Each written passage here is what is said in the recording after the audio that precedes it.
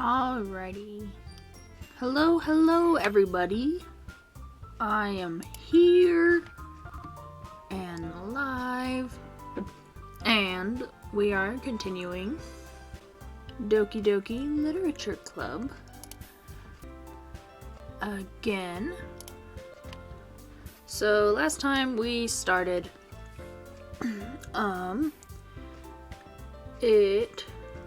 let's see. Yeah, last time we left off, we were writing a poem and we were reading it to Monica. And so now we are going to read it to the other girls. So Sayori, Natsuki, and Yuri are the other girls. So who should we show it to next? And of course, I will be doing the voices again for these girls. Hopefully I don't butcher them. I mean, I did have musical theater today, so my voice is a little bit, I don't know, more tuned for voice acting, so we will see how it goes. Let's do Sayori.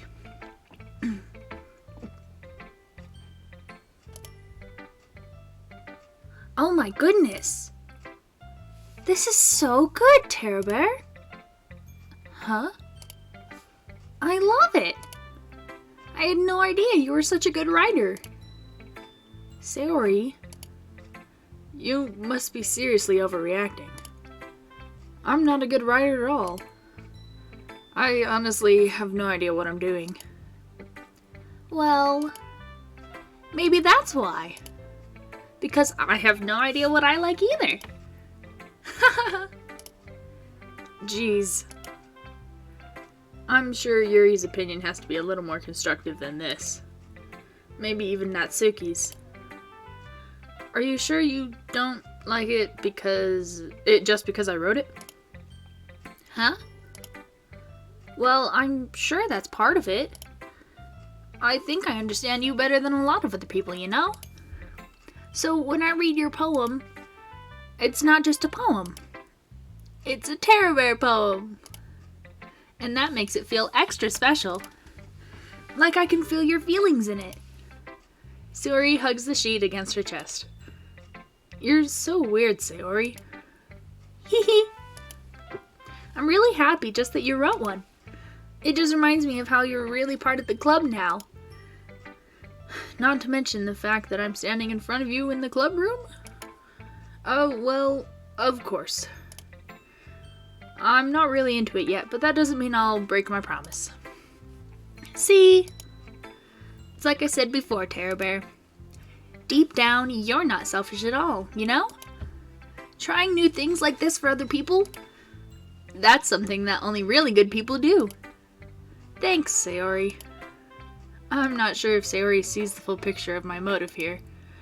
Then again, I can't deny that she's part of the reason I joined. Knowing how much this means to her and all. Yeah. And I'm gonna make sure you have lots of fun here, okay? That will be my way of thanking you. Alright, I'm gonna hold you to that then. Yay! Now, you'll read my poem too, right? Don't worry, I'm really bad at this. We'll see about that. Dear Sunshine, the way you glow through my blinds in the morning, it makes me feel like you missed me. Kissing my forehead to help me out of bed, making me rub the sleep from my eyes. Are you asking me to come out and play? Are you trusting me to wish away a rainy day? I look above, the sky is blue. It's a secret, but I trust you too. If it wasn't for you, I could sleep forever, but I'm not mad. I want breakfast. You know, breakfast? Who doesn't want breakfast, honestly? Like, breakfast is top tier 10 out of 10. So, I agree with Sayori right here. Sayori, this is just a guess, but did you wait until this morning to write this? No. Just a little bit. You can't answer just a little bit to a yes or no question. I forgot to do it last night. Well, at least that makes me feel a little bit better about myself. Don't be mean. I still tried my best. Yeah. I didn't mean to say it was a bad poem. It came out nice, or how should I put it? It sounds just like you. Really? Yeah. Especially that last line. I made eggs and toast. Even though you were late to school? It's bad to skip breakfast. I get all cranky. Well, I guess there's no point in arguing. Anyway, thanks for showing me. This was so much fun. Monica's the best. Yeah. But next time, I won't forget. And I'm gonna write the best poem ever. Well, I guess I look forward to it. Alrighty, who should we do next? We'll do Yuri.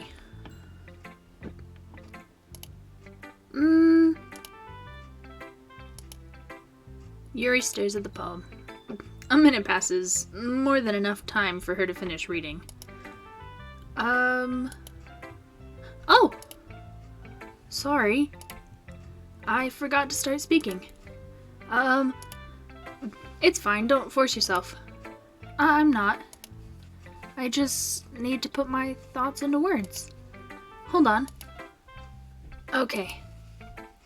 This is your first time writing a poem, right? Yeah. Why do you ask? I'm just making sure. I guess that it might be better. It might be after reading through it. So it's that bad. No! Did I just raise my voice? I'm so sorry. Yuri buries her face in her hands. I couldn't help but notice that it's been several minutes and we really haven't gotten anywhere. It might take Yuri a while to get used to new people. It's fine, I really didn't notice. What were you saying? Right, it's just that there are specific writing habits that are usually typical of new writers. And having been through that myself, I kind of learned to pick up on them. I think the most notable thing I recognize is that new writers, they try to make their style very deliberate.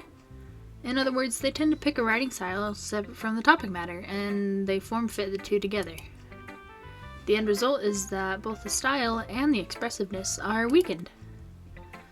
Once Yuri finds her train of thought, it's as if her demeanor totally changes. Her statement is completely gone, and she sounds like an expert. Of course, that's not something you can be blamed for. There are so many different skills and techniques that go into writing even a simple poem. Not just finding them and building them, but getting them to work together is probably the most challenging part. It might take you some time, but it all comes with practice and learning by example and trying new things. I also hope that everyone else in the clubs gives you valuable feedback. Natsuki can be a little bit biased, though.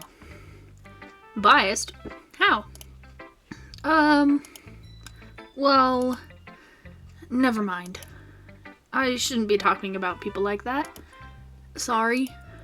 It's fine. I'm not sure if Yuri's apologizing to herself, to me, or to Natsuki. Do you mind if I read your poem now? Please do! I'd love to share my thought process behind it. Yuri smiles dreamily as if it's a rare opportunity for her, which itself was kind of funny. After all, isn't this supposed to be a literature club? Ghost under the light. The tendrils of my hair illuminate beneath the amber glow, bathing. It must be this one, the last remaining streetlight to have withstood the test of time. The last yet to be replaced by the sickening blue-green hue of the future. I bathe, calm, breathing air of the present, but living in the past. The light flickers. I flicker back. That's pretty cool. I'm sorry I have such terrible handwriting. What? I wasn't thinking that at all. But it took you a long time to read. Well, I just don't read script very often. Honestly, same. Like, I can read cursive, but not all the time. I actually think your handwriting is pretty. Huh? That's a relief. I also like the poem. Even though it's short, it was really descriptive. It wasn't too short. I usually write longer poems. Not at all. I'm really glad you like it. I'll be honest, since it's our first time sharing, I wanted to write something a little more mild. Something easy to digest, I suppose. Are you into ghosts, Siri? Haha. Actually, this story isn't about a ghost at all, Terra Bear. Really? I must have totally missed the point. Well, I suppose you did only glance over it after all. But remember that poets often express their own thoughts, feelings, and experiences in their work. They usually do more than tell a simple story or paint a picture. In this case, perhaps the subject of the poem is only being symbolically compared to a ghost. Lingering in her last remaining place of comfort, unable to let go of the past, and soon to be left with nothing. That's a lot more solemn putting it that way. I hadn't even thought of that. That's impressive. It's nothing, really. Well, it makes me happy that you think that. Just remember that it won't be long before you pick up on those things, too. Yeah, maybe you're right. I guess I'll have to keep trying. I'm counting on you. Who should I show my poem to next? Last but not least, Natsuki.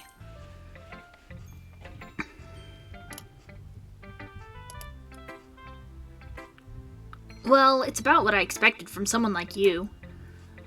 That's a little blunt. Well, excuse me. It's not like I said it was bad. I just didn't evoke any emotions. So, basically, it's not cute enough for your tastes. Do you want to get smacked? I'll pass.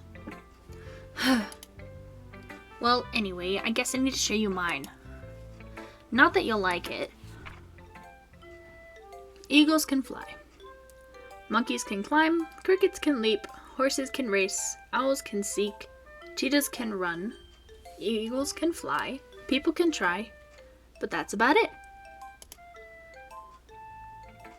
Yeah, I told you that you weren't gonna like it. I like it. What? Just be honest. I am. Why are you so convinced that I wouldn't like it? Well, because everyone in high school thinks that writing has to be all sophisticated and stuff. So people don't even take my writing seriously. But isn't the point of poems for people to express themselves? Your writing style wouldn't make your message any less valid. Yes, exactly. I like it when it's easy to read, but it hits you hard. Like in this poem. Seeing everyone around you do great things can be really disheartening. So I decided to write about it. Yeah, I understand. But the other nice thing about simple writing is that it puts more weight on the wordplay. Like a setup for a rhyme at the end, but then made it fall flat on purpose. It helps bring out the feeling in the last line. So you did. I guess more went into it than I realized. That's what it means to be a pro. I'm glad you learned something. Didn't expect that from the youngest one here, did you? Yeah, guess not. I decided to humor her with that last comment. I don't really care how old everyone is, but if Natsuki is feeling proud, then I won't take that away from her. Phew. I guess that's everyone. I glanced around the room. That was a little more stressful than I anticipated. It's as if everyone's judging me for my mediocre writing abilities. Even if they're just being nice, there's no way my poems can stand up to theirs. This is a literature club after all. I sigh. I guess that's what I ended up getting myself into. Across the room, Sari and Monica are happily chatting. My eyes land on Yuri and Natsuki. They gingerly exchange sheets of paper, sharing their respective poems. As they read in tandem, I watch each of their expressions change. Natsuki's eyebrows furrow in frustration. Meanwhile, Yuri smiles sadly. What's with this language? Huh? Did you say something? Oh, it's nothing. Natsuki dismissively returns the poem to the desk with one hand. I guess you could say it's fancy. Ah, thanks. Yours is cute. Cute? Did you completely miss the symbolism or something? It's clearly about the feeling of giving up. How can that be cute? I know that. I just meant the language, I guess. I was trying to say something nice. Huh? You mean you have to try that hard to come up with something nice to say? Thanks, but it really didn't come out nice at all. Oh. Well, I do have a couple suggestions. If I was looking for suggestions, I would have asked someone who actually liked it. Which people did, by the way. Sayori liked it, and Terra Bear did too. So based on that, I'll gladly give you some suggestions of my own. First of all, excuse me. I appreciate the offer, but I spent a long time establishing my writing style. I don't expect it to change anytime soon, unless of course I come across something particularly inspiring. Which I haven't yet. And Terra Bear liked my poem too, you know. She even told me she was impressed by it. Natsuki suddenly stands up. Oh? I didn't realize you were so invested in trying to impress our new member, Yuri. Huh? That's not what you're just... Yuri stands up as well. Maybe you're just jealous that Terra Bear appreciates my advice more than she appreciated yours. Huh? And how do you know she didn't appreciate my advice more? Are you that full of yourself? No. If I was full of myself, I would deliberately go out of my way to make everything I do overly cutesy. Ooh. Is everyone okay? Well, you know what? I wasn't the one who whose boobs magically grew a size bigger as soon as Terra Bear started showing up. Natsuki! Natsuki, that's a little... This doesn't involve you. I don't like fighting, guys. Suddenly, both girls turned towards me as if they noticed I was standing there. Terra Bear. She's trying to make me look bad. That's not true. She started it. If she could get over herself and learn to appreciate that simple writing is more effective, then this wouldn't have happened in the first place. What's the point of making your poems all convoluted for no reason? The meaning should jump out at the reader, not force them to have to figure it out. Help me explain that to her, Terra Bear. Wait. There's a reason we have so many deep and expressive words in our language. It's the only way to convey completely complex feelings and meaning them most effectively. Avoiding them is not only unnecessary limiting yourself, it's also a waste. You understand that, right, Terra Bear? Well? How did I get dragged into this in the first place? It's not like I know anything about writing, but whomever I agree with, they'll probably think more highly of me. So, of course, it's gonna be...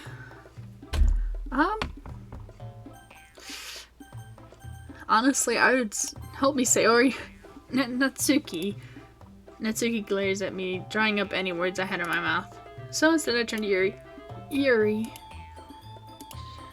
But Yuri's expression is so defenseless that I can't bring myself to say anything to her. Sayori! Huh? Yeah! Everyone's fighting is making Sayori uncomfortable. How can the two of you keep fighting when you know you're making your friend feel like this? Terra Bear? Well, that's her problem. This isn't about her. I agree.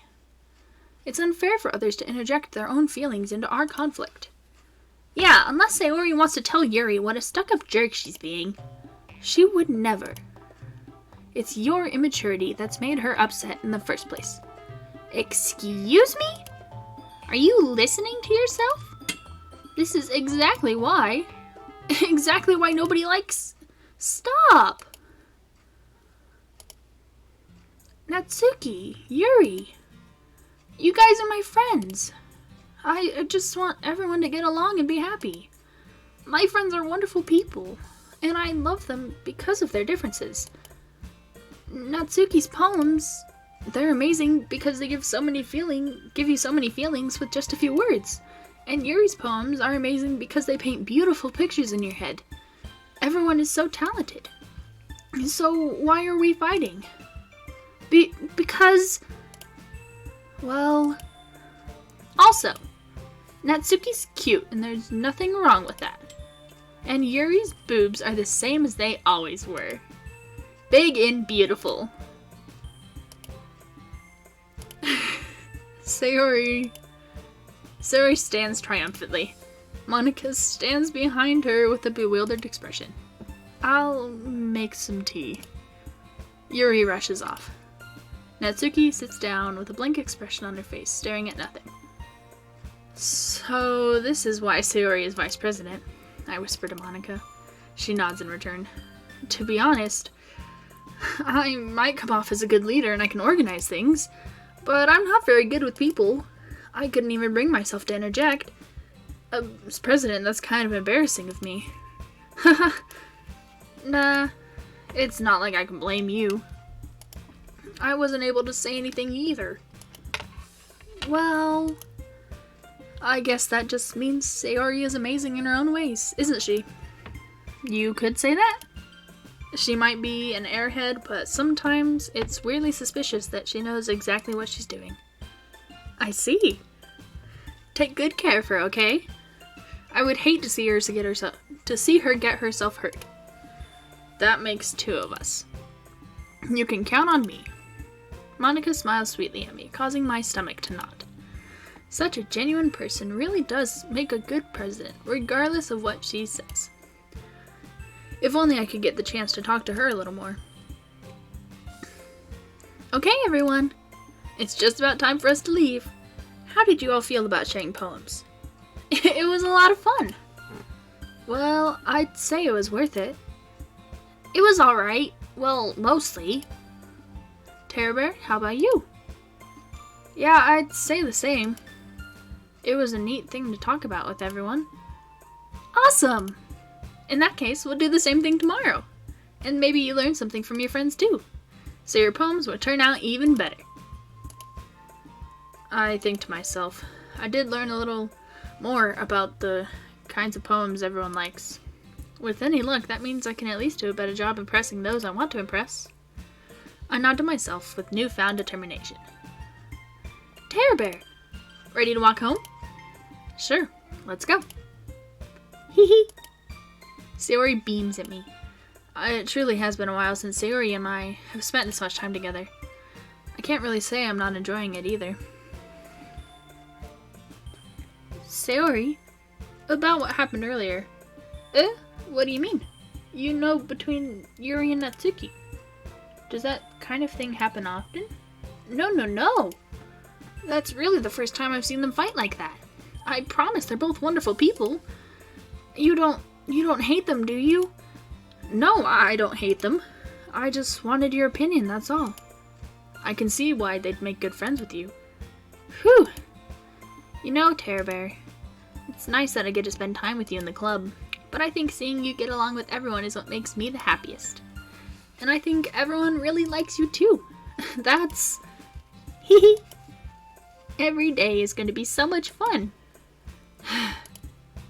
It looks like Sayori still hasn't caught on to the kind of situation I'm in. Sure, being friends with everyone is nice, but does it really need to stop there? Well, we'll just have to see what the future holds, Sayori. I pat Sayori on the shoulder. I said that more to myself than to her, but it's easy to use Sayori as an internal monologue sometimes. Okay. Yeah, let's do this. Alrighty. Time to write another poem. Pick some words that I like.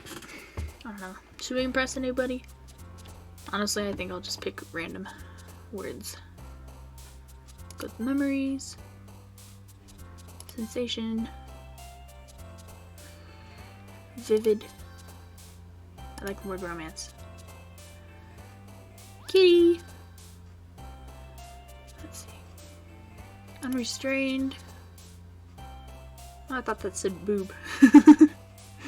Marriage. Melancholy. Disoriented. Comfort. Jumpy. I love headphones. Excitement. Unstable. I like raindrops. Adventure.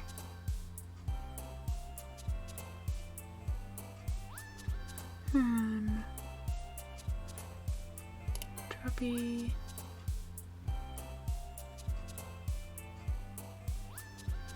Universe. I like the word universe. I took an astronomy class, and I love anything related to space, honestly. It's really fun. Unrecorded. And philosophy. Sweet. Let's go. Another day passes, and it's time for the club meeting already. I've gotten a little more comfortable over here over the past couple days. Entering the club room, the usual scene greets me. Hi, Terror Bear. Yo, Sayori. Looks like you're in a good mood today. Hee hee. I'm just still not used to you being the club, that's all. I see. That's a pretty simple thing to get you in a good mood. But I guess it's always the simple things with you anyway. Speaking of which, I'm kinda hungry. Will you come with me to buy a snack? No thanks. Huh? That's not like you at all. I have my reasons. Why don't we take a look at your purse, Sayori? Why that, all of a sudden? No reason, really. I just want to look at it. Ah. Sayori nervously retrieves her coin purse. She fumbles with the latch and gets it open. Then she turns it upside down and lets its contents spill onto the desk. Only 2 small coins fall out. I knew it. I can see right through you, Sayori. That's not fair. How did you even know? It's simple. If you had enough money in the first place, you would have bought a snack before coming into the club room. So either you're not hungry and want an excuse to take a walk, or you plan to conveniently forget that you spent all your money and that I would lend you some. But there's one more thing. You're always hungry. And so that only leaves one option. Aw, I give up. Don't make me feel guilty. If you feel guilty, that means you deserve to feel guilty. Yuri suddenly giggles. Huh? I didn't notice that she was listening in. Her face is in her book as always. I wasn't listening or anything. I was just it was something in my book. Yuri, tell Terror Bear to let me borrow some money. Don't get me involved like that, Sayori. Besides, you should only buy what you can responsibly afford. And frankly, after pulling a mischievous little stunt like that, your suffering is fair enough retribution. I didn't mean that. I got too absorbed in my book. I really like when you speak your mind, Yuri. It doesn't happen much, but it's a fun side of you. There's no way you could think that. You were right, though. I did something bad, and now I have to accept the retribution. That! Still coming from you, Sayori. I guess there's a little devil inside all of us, isn't there? Hee hee. Don't let her fool you. Sayori knows exactly what she's doing. After all, she told you guys she was bringing me to the club before she even told me. But you wouldn't have come if it weren't for the cupcakes. So I had to trick Natsuki into making them. Come on, give me more credit than that, Sayori. Hee hee. Pwap. Ah! Out of nowhere, something smacks Sayori in the face and tumbles onto the desk. Ow! What was... Huh? A cookie! Sure enough, it's a giant cookie wrapped in plastic. Sayori glances around. Is this a miracle? It's because I paid my restitution. Retribution. Actually, that one almost worked. Haha. I was just gonna give it to you, but then I heard you blab about the cupcakes. It was totally worth seeing your reaction, though. Haha. Natsuki? That's so nice of you. I'm so happy. Sayori hugs the cookie. Geez, just eat it. Sayori rapidly tears open the wrapper and takes a big bite. So good. Sayori suddenly clasped her hands over her mouth. I bit my tongue. Haha. You're going through a lot over just one cookie. I keep forgetting to do Natsuki's voice. Natsuki takes a bite out of her own cookie. Yours looks really good too, Natsuki. Can I try it? Jeez. Beggars can't be choosers. But yours is chocolate. Yeah, why do you think I gave you that one? Fine. Still, I'm really happy that you shared this one with me. Hee. Sayori gets out of her seat and goes behind Natsuki, then wraps her arms around her. Jeez. I get it. Cookie still in hand, Natsuki reaches up to nudge Sayori off her. Sayori suddenly leans down and takes a bite out of Natsuki's cookie. Hey! Did you seriously just do that? Uh-huh. Mouthfuls, Sayori trots away to safety. Yuri and I laugh as well. Jeez, you're such a kid sometimes. Monica, can you tell Sayori... Natsuki glances around. Monica is in the club room. Ugh, where is Monica anyway? Good question. Have any of you heard anything about her being late today? Not me. Yeah, I haven't either. That's a bit unusual. I hope she's okay. Of course she's okay. She's probably just had something to do today. She's pretty popular after all. Huh? You don't think she has a... I wouldn't be surprised. She's probably more desirable than all of us combined. That's true. Excuse me? Suddenly the door swings open. Sorry, I'm super sorry. Ah, there you are. I didn't mean to be late. I hope you guys weren't worried or anything. Huh? Monica chose the club over her boyfriend after all. You're so strong-willed. Boyfriend? What on earth are you talking about? Monica quizzically glances at me. Never mind that. What held you up anyway? Well, my last period today was study hall. To be honest, I kind of just lost track of time. Haha. That makes no sense, though. You would have heard the bell ring at least. I must not have heard it since I was practicing piano. Piano? I wasn't aware you played music as well, Monica. I don't really. I kind of just started recently. I've always wanted to learn piano. That's so cool. You should play something for us, Monica. Monica looks at me. Maybe once I get a little bit better, I will. Yay! That sounds cool. I'd also look forward to it. Is that so? In that case, I won't let you down, Terror Bear. Monica smiles sweetly. I didn't mean any pressure or anything like that. Haha, don't worry. I've been practicing a whole lot recently, and I'd really love a chance to share once I'm ready. I see. In that case, best of luck. Thanks. So I didn't miss anything, did I? Not really. I chose to leave out Sayori's mischievous escapade. Escape. Yes, totally. I'm sure Natsuki will end up complaining to her anyway. It looks like everyone has already settled down. Sayori somehow already finished her entire cookie. Yuri is back to her book, and Natsuki disappeared into the closet. Terror Bear! Sayori suddenly comes up to me. I'm gonna go get some supplies from another classroom. Wanna come with me? Supplies? What for? Well, you know how the festival's coming up? Me and Monica are gonna make some posters and stuff. So I need to go find some crayons and markers and glue sticks. Ah, I see. Sure, I'll go with you. Yay! Okay, Monica will be back soon. Ah, are you going with Terror Bear to get the supplies? There's no need to trouble yourself. I'd be happy to go with him. Oh, but I wanted to go. It's so much fun exploring empty classrooms and stuff. Okay. It was just a suggestion. So you can find poster paper too, okay? Okay. Ready, Tara Bear? Yep, let's go. Sayori and I exit the club room. I follow behind as Sayori hums and skips around the hallway.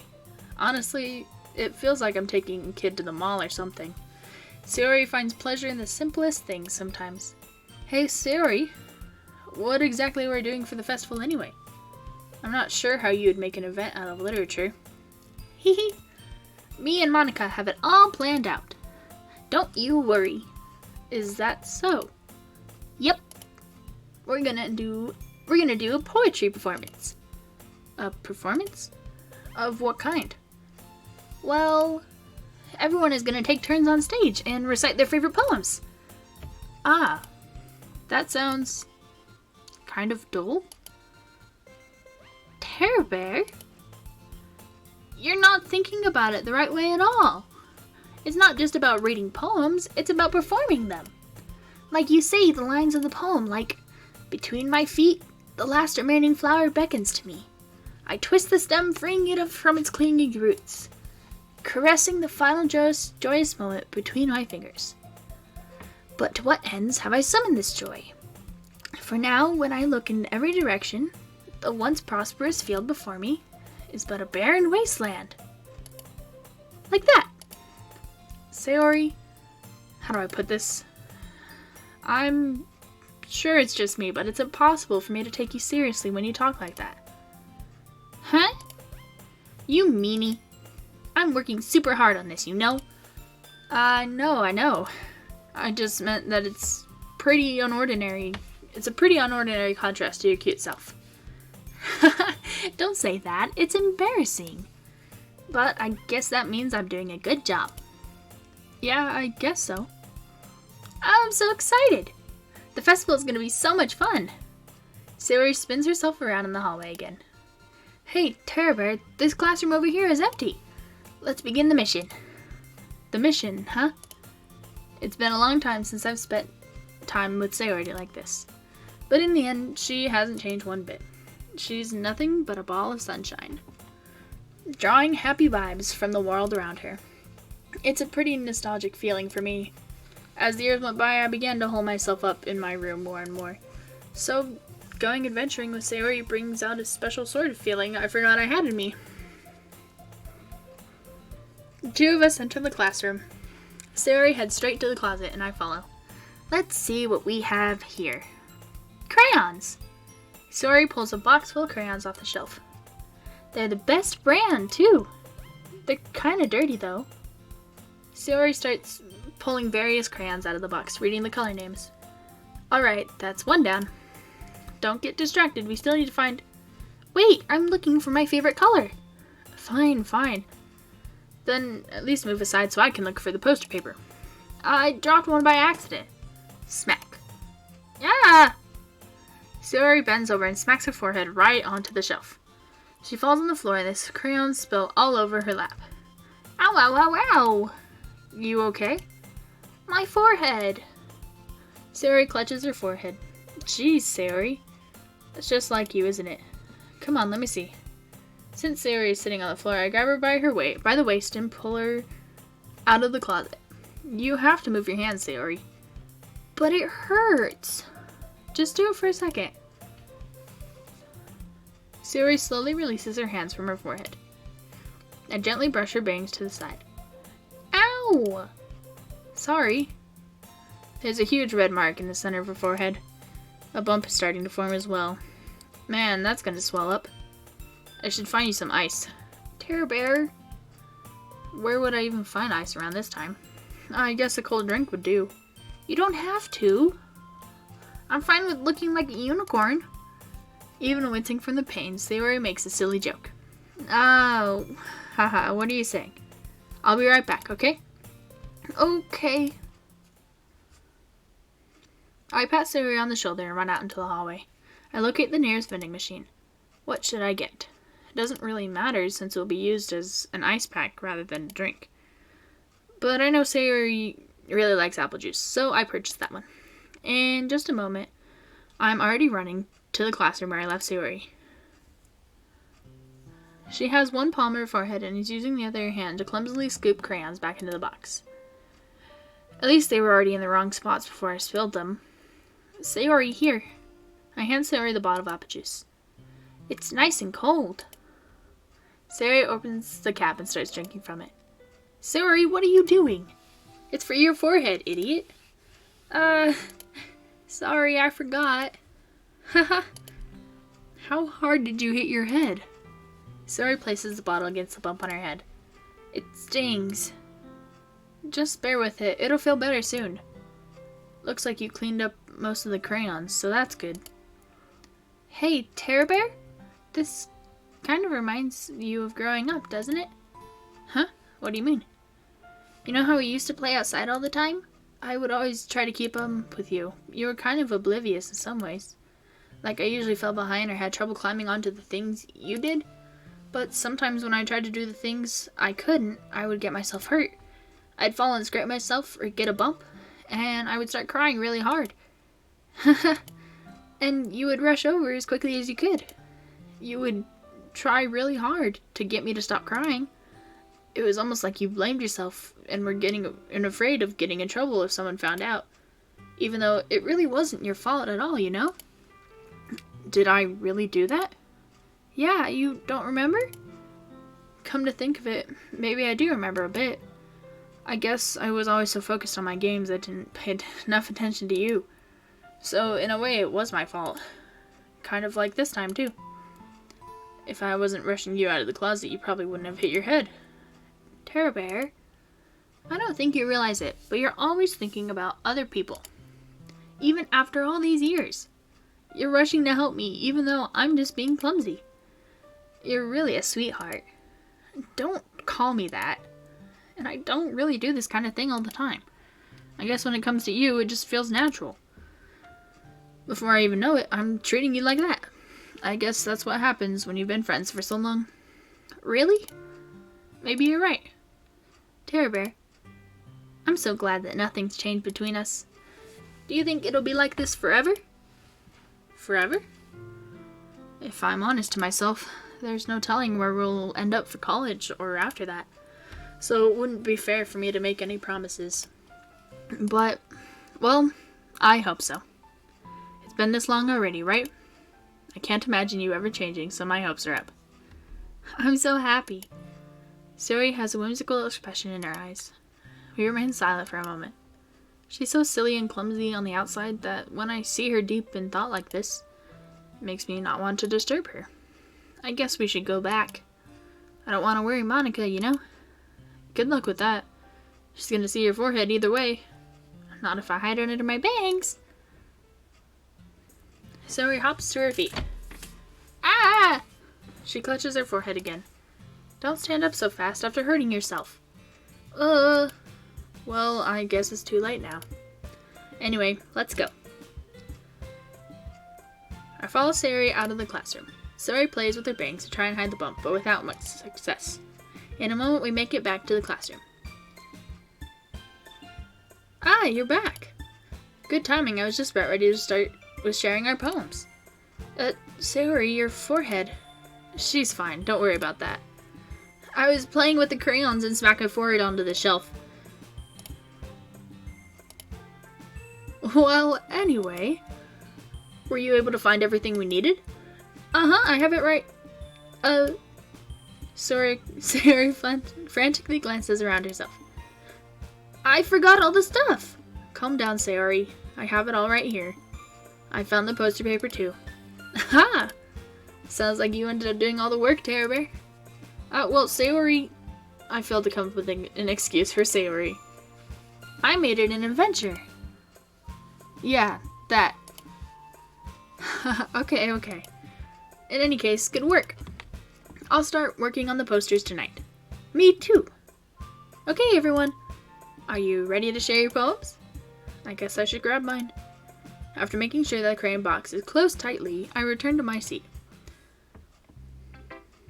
Who should I show my poem to first? We should start with Natsuki, since we did her last time. Well, it's not really any worse than your last one, but I can't really say it's any better either. Whew. Huh? Phew what? Oh, well, anything that isn't a train wreck, I'll take as a win. And I get the feeling you're probably the most critical. Hey, what makes you... Wait, maybe that was a compliment? Haha! Glad to see someone recognizes my expertise. Well then, keep practicing and maybe you'll be as good as me someday. That's, something tells me Natsuki completely missed the point. Come to think of it, this kind of reminds me of Sayori's poem from yesterday. You think so? Yeah, well, I guess if you've been friends with her for so long, you might be on the same wavelength. But you never really struck me as her type. Sayori has a type all of a sudden? Well, I don't know, but honestly, how can someone so fluffy spend so much time with someone like you? It's like she's dragging around a dead weight. That was a little unnecessary. But think of it this way, if it weren't for me, she would probably just fly away like letting go of a balloon. You could say we take care of each other in our own way. Whatever it is, I don't get it. Oh, yeah, I guess I'm supposed to show you my poem. Here. Amy likes spiders. You know what I heard about Amy? Amy likes spiders. Icky, wriggly, hairy, ugly spiders. That's why I'm not friends with her. Amy has a cute singing voice. I heard her singing my favorite love song. Every time she sang the chorus, my heart would pound to the rhythm of the words. But she likes spiders. That's why I'm not friends with her. One time, I hurt my leg really bad. Amy helped me up and took me to the nurse. I try not to let her touch me. She likes spiders, so her hands are probably gross. That's why I'm not friends with her. Ooh. Amy has a lot of friends. I always see her talking to people. She probably talks about spiders. What if her friends start to like spiders too? That's why I'm not friends with her. It doesn't matter if she has other hobbies. It doesn't matter if she keeps it private. It doesn't matter if it doesn't hurt anyone. It's gross, she's gross, and the world is better off without spider lovers. And I'm gonna tell everyone. Not bad, right? It's quite a bit longer than yesterday's.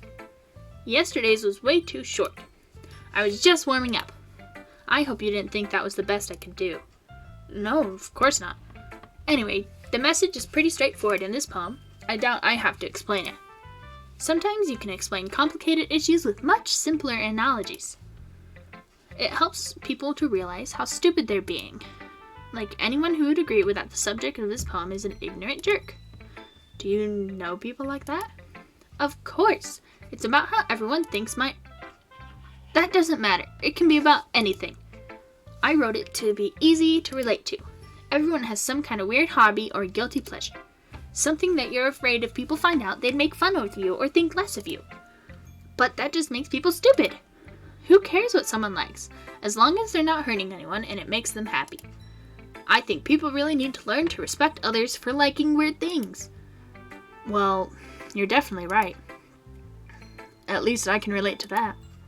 And I'm sure a lot of other people can too. It's what I do best, after all. I don't like writing unless there's a good message to take away from it. Like, conveying emotions is important, but I want to make people think, not just feel. Remember that. And I'm gonna write a good one for you for tomorrow too, so look forward to it. Alrighty. Let's do Yuri.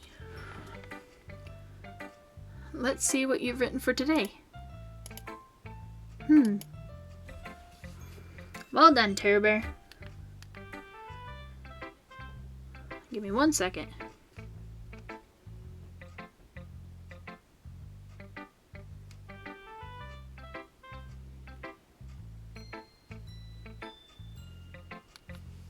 Alrighty, let's continue.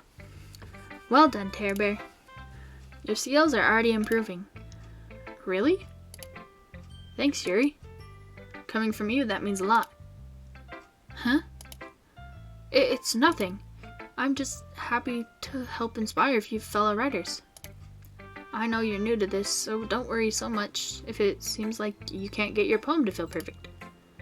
You don't need to be afraid to be a little more daring. Metaphors can go a long way. Don't feel like you need to work your brain like turning a bunch of gears. Try letting your mind wander through your feelings, and write down the things you see and hear. That's one way to truly enable your reader to see into your mind. It's a very intimate exercise. I see. That's a certainly interesting technique. Thanks for sharing. I have, an example of that if you'd like to read it. Of course. Is this the poem you're up for today? Yuri nods and timidly hands me her poem. The Raccoon. It happened in the dead of night while I was slicing bread for a guilty snack. My attention was caught by the scuttering of a raccoon outside my window. That was, I believe, the first time I noticed strange tendencies as an unordinary human. I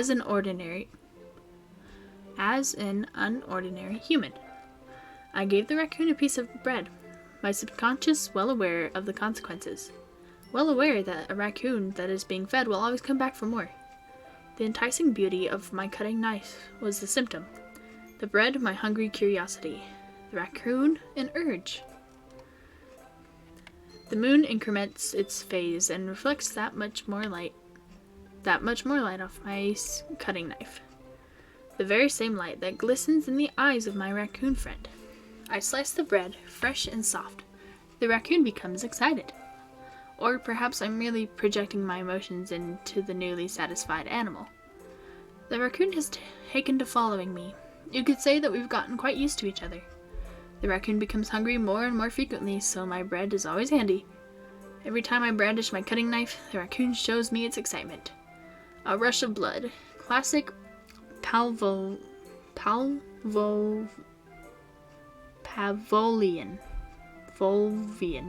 conditioning. I slice the bread, and I feed myself again.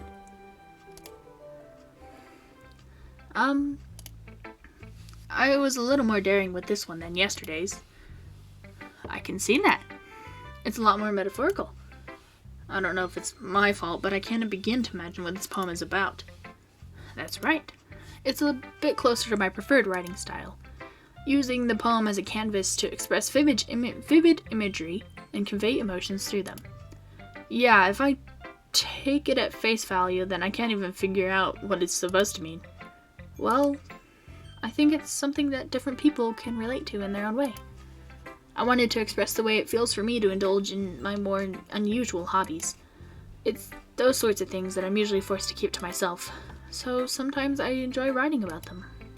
Huh, that's funny. Didn't Natsuki also write something about that? About someone being ridiculed for a strange interest? Huh? She did? Yeah. She was talking about how it doesn't matter what you're into as long as you're not hurting anybody. She's right. I mean, does she really feel that way? Yeah.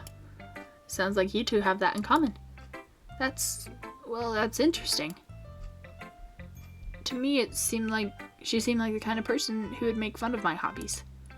But I suppose that's my fault for judging, isn't it? Oh, please don't tell her I said that. Don't worry, I have no reason to. Okay. Well, thank you for sharing it with me. After all, if I hadn't learned to embrace my own weirdness, I would probably hate myself. I might be ranting a little bit now, but I'm glad that you're a good listener. I'll go say it right now. Tara Bear, I really love your poems. I can't believe you've been hiding these from me. I'm not hiding anything. But your poems are so good. Yesterday's and this one too. You can't tell me you haven't done this before. I mean, you're really the one who feels that way, so... Huh? No way! Not even Natsuki? Well, I guess Natsuki is the least likely to admit how much she likes something. But I don't think it's that. What do you mean? Well, I guess I'll be honest about it. It's a lot easier to write poems when I'm thinking about you. Huh? What? Stop thinking weird things, idiot. I just mean that you're a really expressive person, I guess. How am I supposed to write poems about my own stupid life? But you somehow make everything in your life an adventure. Even the little things.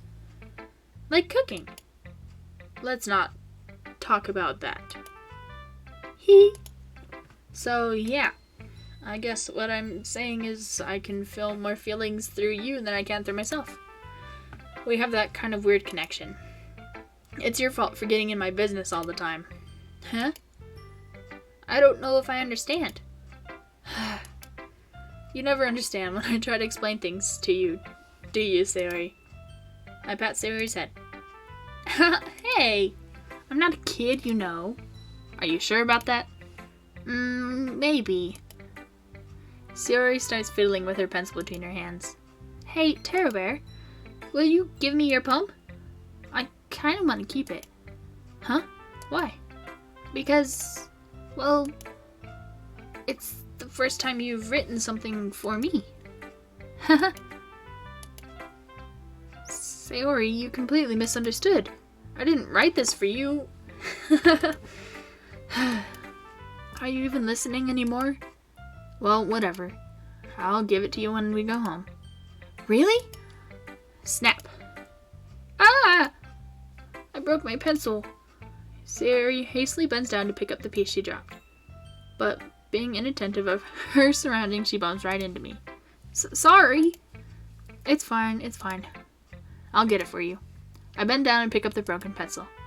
Sayori clutches the desk beside her to support herself, knees shaking. I'm a little clumsy today. Let's sit down, Sayori. Yeah.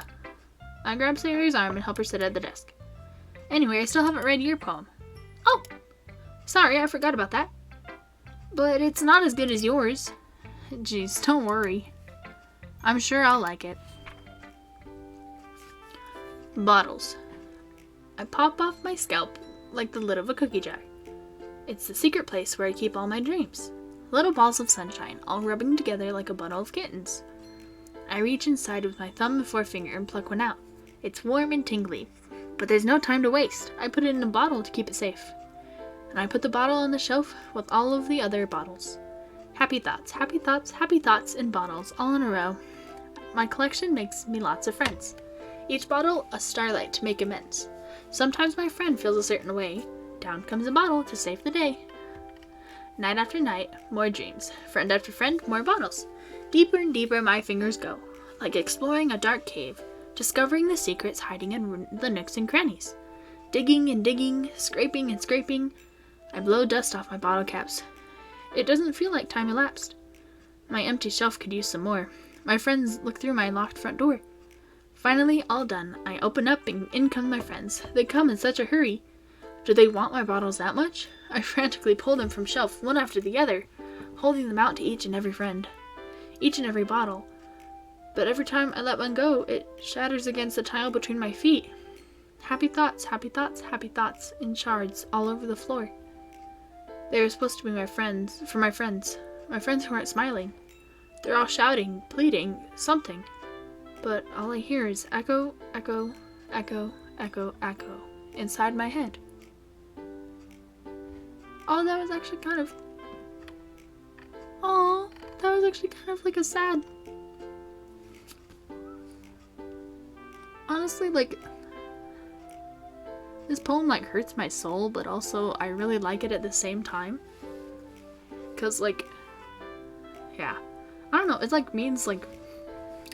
It's hard to explain how what it means to me, but it feels like, you know, kind of some days, or like, you know, just people feel when they like, or people pleasers, you know? Not all people pleasers. There's people who feel this way that aren't that, but like, you know, you want to make people happy, and so you try your hardest, and I think that's what this poem is talking about. It's like, people try their hardest to make others happy, but then they kind of, I don't know, they kind of not make themselves happy at the same time, you know? And I kind of like that poem because it's like, it recognizes that and puts it into words. So, that's kind of fun. Holy crap. Sayori, did you really write this? Of course I did. Didn't I tell you yesterday I was gonna write the best poem ever? Yeah, but, I mean, I didn't expect something like this coming from you. Monica taught me a whole lot, and I've been really in touch with my feelings recently. I see that. It's almost kind of creepy. Creepy? Well, not exactly. Maybe because I'm so used to you being cheerful.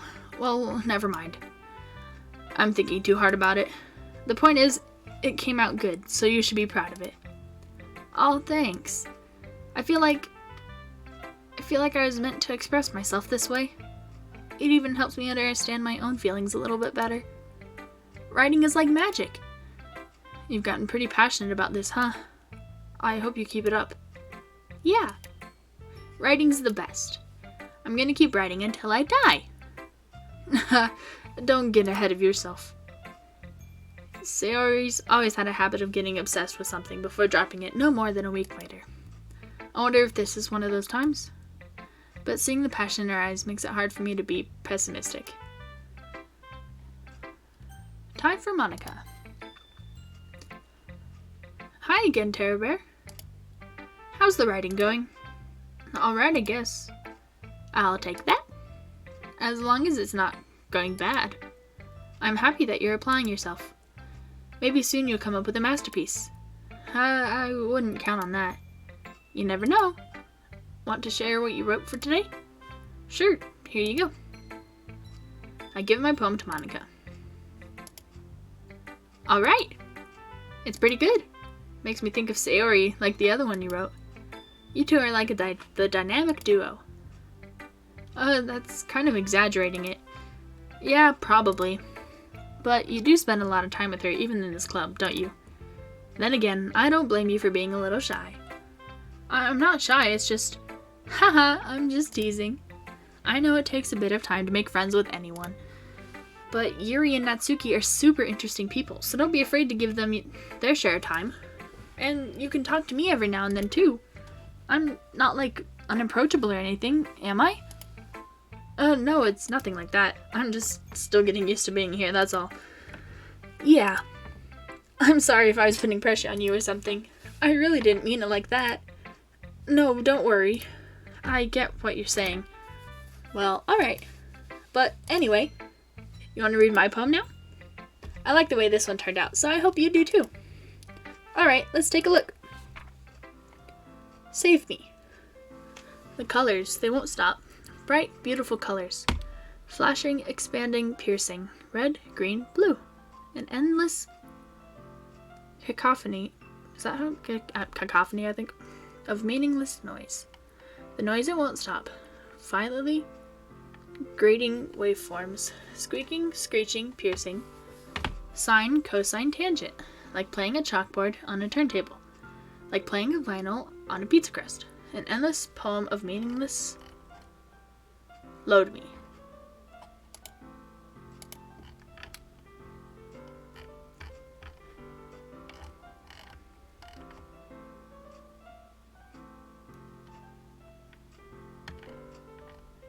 I'm wondering if I'm supposed to am I supposed to save? And then load? I don't know, we'll save right here and see. We'll put it to this empty slot here. So, wait, go back. Turn to the game. It's even more abstract than your last one, huh? Haha. I guess it's just the way I write. I'm sorry if you don't like it. No, I never said that. It's just a kind of thing I've never really seen before, I guess. I kind of like playing with my space on the paper. Choosing where and how to space your words can totally change the mood of the poem. It's almost like magic. The way I wrote the lines really short makes it feel like they're trying to speak over the noise. I see. It's still hard for me to tell what it's about, though. Haha. Sometimes asking what a poem about isn't the right question. A poem can be as abstract as a physical expression of a feeling, or a conversation with the reader. So, putting it that way, not every poem is about something. Anyway, here's Monica's writing tip of the day. Sometimes you'll find yourself facing a difficult decision. When that happens, don't forget to save your game.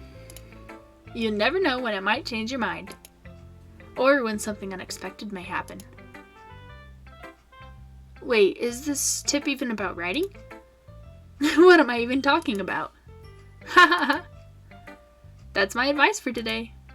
Thanks for listening. Honestly, that kind of seemed like very ominous advice, so yeah. Okay, everyone. We're all done reading each other's poems, right? I have something extra planned today, so if everyone could come and sit at the front of the room. Is this about the festival? Well, sort of. Do we really have to do something for the festival? It's not like we can put together anything good in just a few days. We'll just end up embarrassing ourselves instead of getting any new members. That's a concern of mine as well. I don't really do well with the last-minute preparations. Don't worry so much. We're going to keep it simple, okay? We won't need much more than a few decorations. Sayori has been working on posters, and I've designed some pamphlets that we can give out during the event. Okay, that's great and all, but that doesn't tell us what we're actually going to be doing for the event. Oh, sorry, I thought you heard about it already. We're going to be performing. Performing? Monica? Yeah, we're going to be having a poetry performance. Each of us are going to choose a poem to recite during the event. But the cool part is we're also going to let anyone else come up and recite poems too. Sayori's putting on all these posters, so in case anyone wants to prepare ahead of time. Hee. Sayori, who's been coloring a poster, holds it up for us to see. Are you kidding me, Monica? You didn't already start putting up those posters, did you? Oh, well, I did. Do you really think it's that bad of an idea? Well, no. It's not a bad idea. But I didn't sign up for this, you know? There is no way I'm going to be performing in front of a group of people like that. I agree with Natsuki. I could never, in my life, do something like that. Imagining it, Yuri shakes her head in fear. Guys. No, Sayori. I understand where they're coming from. Remember that Natsuki and Yuri have never shared their poems with anyone until just a couple of days ago. It's a lot to ask for them to recite their poems out loud to a whole room full of people. I guess I kind of overlooked that, so I'm sorry. But I still think we should give it our best. We're the only ones responsible for the fate of this club. If we start the event and each put on a good performance, then it will inspire others to do the same. And the more people who perform, the better we'll be able to show everyone what literature is all about. Yeah.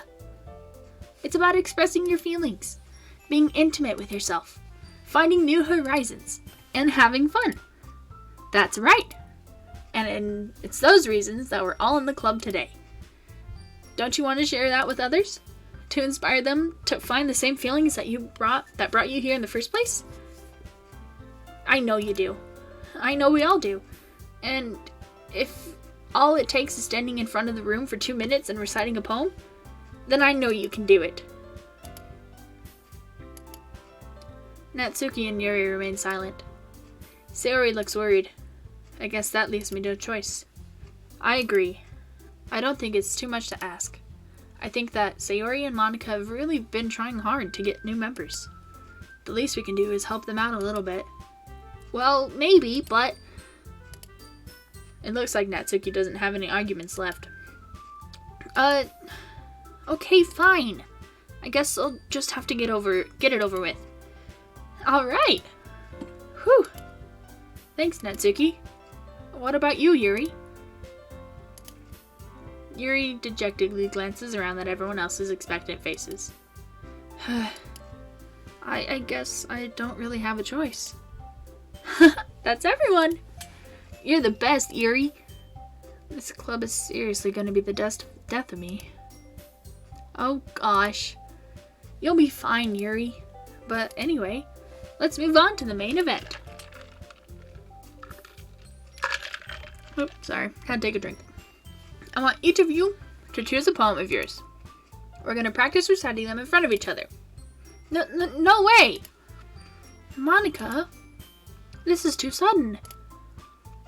Well, if you can't recite your poem in front of the club, how do you expect to do it in front of strangers? Oh no. Don't worry. I'll start off to help everyone feel a little more comfortable. Can I go next? Of course. Now, let's see. Monica flips through her notebook to the specific poem she has in mind for herself. She then stands behind the podium. The title of this poem is The Way They Fly. Ahem. Monica begins reciting her poem. Her clear, confident voice fills the room. More than that, her inflection is pristine. She knows exactly how to apply emotion behind each line she recites, bringing the words to life. Is this something she's done before, or is she simply a natural? I glance around me. Everyone has their eyes on Monica. Sayori looks amazed. Yuri has an intense expression on her face that I don't understand. Finally, Monica finishes the recitation. The four of us applaud. Monica takes a breath and smiles. That was so good, Monica! Thank you very much. I was just hoping to set a good example. Are you ready to go next, Sayori? I'll go next. Oh, Yuri's fired up all of a sudden?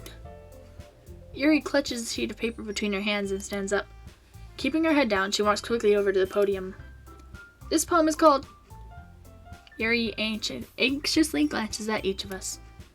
You can do it, Yuri. It's called... After Image of a Crimson Eye. Yuri's voice shakes as she starts reading the poem. Just a moment ago, she practically refused to do this. Why is she suddenly putting in so much effort? As Yuri gets past the first couple of lines, her voice changes. It's almost like what happens when Yuri gets absorbed in her books. Her quivering words transform into the sharp syllables of a fierce and confident woman. The poem is full of twists and turns in its structure that enunciates with perfect timing. This must be a rare glimpse into the whirling fire Yuri keeps concealed inside of her head. Suddenly, she's finished. Everyone is stunned. Yuri snaps back into reality and glances around her as if she bewildered even herself. It's up to me to save the situation. I'm the first to start applauding. Everyone joins me afterwards, and we give Yuri the recognition she deserves. It's not that we didn't want to applaud for her, but we were caught so off guard that we must have forgotten. As we applaud, Yuri holds the poem to her chest and rushes back to her seat. Yuri, that was really good. Thank you for sharing. Looks like Yuri is down for the count. Okay. I guess I'm next then. Sayori hops out of her chair and cheerfully walks to the podium. This one's called My Meadow. Sorry, I giggled. Hehe. Sayori. It's a lot harder than I thought. How do you guys do it so easily? Try not to think of it like you're reciting to other people. Imagine you're reciting it to yourself, like in front of a mirror or in your own head. It's your poem, so it'll come out the best that way. I see. Okay then. Sayori begins her poem. Somehow, it feels like her soft voice was made as a perfect match. The poem isn't aimlessly cheery like Sayori is. It's serene and bittersweet. If I were to read this on paper, I probably wouldn't think much of it. But hearing it come from Sayori's voice almost gives it a whole new meaning. Maybe this is what Sayori meant when she said she likes my poems. It's like getting to reach more deeply into someone I thought I knew through and through.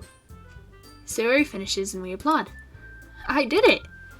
Good job, Sayori. Even Terra Bear liked it. I guess that's a good sign. What does that even mean? It came out nicely, Sayori.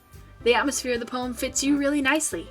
But it might be that other poems wouldn't work quite as well with that kind of delivery. I don't really understand. In other words, I've seen poems of yours where that sort of gentle delivery won't work as well. They might need a little more force behind them, depending on what you're reading. Oh, I know what you mean. I've been practicing that kind of thing. It's just embarrassing to do it in front of everyone. Hee hee. The next time, I'm gonna make you pick a poem that challenges you a little more. We don't have that much time before the festival, you know. Okay. Now, who's next? Natsuki? Don't make me go before Terra Bear. It's not like I can compare to you guys anyway. Might as well let Terra Bear lower everyone's standards a little before I have to do it. Natsuki? It's fine. I might as well get it over with. But it's not like I have much of a selection of what to read. I'll just have to go with what I wrote for today. I stand up and step in front of the podium. Everyone has their eyes on me, making me feel terribly awkward. I recite my poem. Since I'm not exactly confident in my own writing, it's hard to put energy into it. Despite that, once I finish, I receive applause anyway. Sorry, I'm not really good as everyone else. Don't worry about it so much. I think it's less about your abilities and more about your lack of confidence in your writing. That's something that'll improve over time, though. Yeah, maybe. Alright then. That just leaves you, Natsuki. Yeah. I'm going. Natsuki begrudgingly gets out of her seat and makes her way to the podium. The poem is called... It's called... Why are you all looking at me? Because you're presenting? Huh. Anyway, the poem is called Jump. Natsuki takes a breath. Once she starts reciting the poem, her sour attitude disappears a little. While she's still a little unenthused, her poem has a rhythm and a rhyme to it. It's Natsuki's trademark style, and it works surprisingly well when spoken aloud. The words feel like they bounce up and down as if giving life to the poem. Natsuki finishes and everyone applauds. She huffs back to her seat. That wasn't so bad, was it? Easy for you to say. You better not make me do that again. Well... Do you at least feel prepared enough to recite a poem in front of other people? I mean, doing it in front of other people will be way easier. I can put on whatever face I want for the other people, but when it's just my friends, it's just embarrassing. That's a surprise, Natsuki. I think it'd be the other way around for me. Well, that's just how it is, so... Well, I guess in that case, you won't have much to worry about for the festival. That said, I want to thank everyone for coming through. It might be hard, but I hope you all have an idea of what it's like now. Make sure you pick a poem and get enough practice before the festival, okay? I'll be making pamphlets, so let me know ahead of time what you'll be reciting. Geez, I should probably find some other poem to recite instead. That's fine too. It doesn't have to be your own. I'm already pleasantly surprised that you're putting in all this effort for the club. It makes me really happy. Yeah, no problem. Okay, everyone. I think that's about it for today. I know the festival's coming up, but let's try to write poems for tomorrow as well. It's been working out really nicely so far, so I'd like to continue that. As for the festival, we'll finish planning tomorrow, and then we'll have the weekend to prepare. Monday is the big day. I can't wait! I can do this. Alright. I stand up. There's no way I'll be able to find the same enthusiasm as Sayori and Monica, but I'll do my best to get through it. If it's for the sake of the club and impressing Monica, then I'll have to do my best. Ready to go, Sayori? Yep. Look at you two, always going home together like that. It's kind of adorable, isn't it? Hee hee. Jeez, guys. Don't make such a big deal out of it. It must be a little nice, though. Well, how am I supposed to respond to that? It's okay, Dairyberry, you don't have to say it. Whatever, let's go already. I walk home with Sayori once more. Even though it's only been a few days, a lot of things have already changed. But today, Sayori's being a little quieter than usual on the way home. Hey, Sayori? Sorry, I was spacing out. No wonder. I was thinking about something from earlier. I like how we get to... Sayori fumbles with her words. So, let's just say that one day, Yuri has to walk home with you. Huh? What would you do? What kind of question is that? You're kind of putting me on the spot here. Well...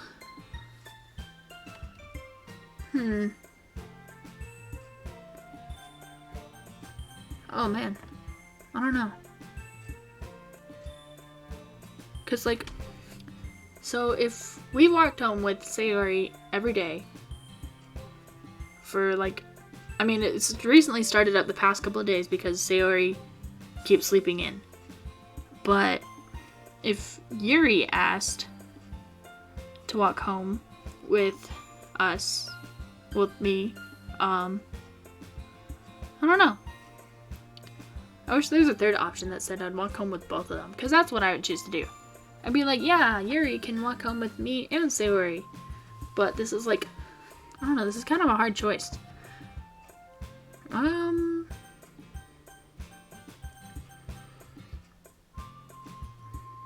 gonna go, I'll still walk home with Sayori. Sayori, you really think I would ditch you for Yuri? Huh? But she's so beautiful and smart. Jeez, I already see her in the club every day. Besides, you always seem to really like going home together. I wouldn't just ruin that for you. You're so silly, Terror Bear. You think about me too much sometimes.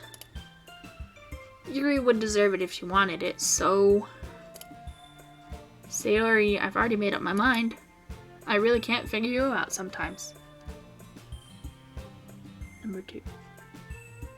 Yep, that's what I went with. Sorry. Besides, what's the point in speculating something that's never gonna happen? The conversation trails off. It's kind of a weird thing for Sayori to care so much about, but I want to respect her and keep her happy too. Then again, the festival is only a few days away. Who knows what will happen at that time? Time to write a poem.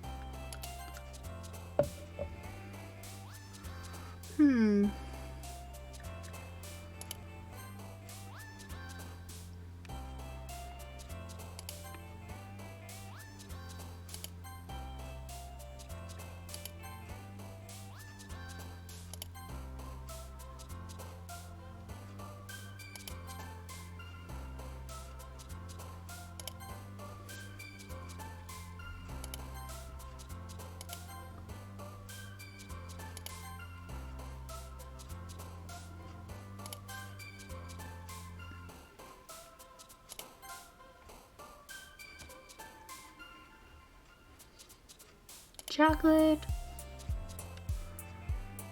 Rose. Lollipop.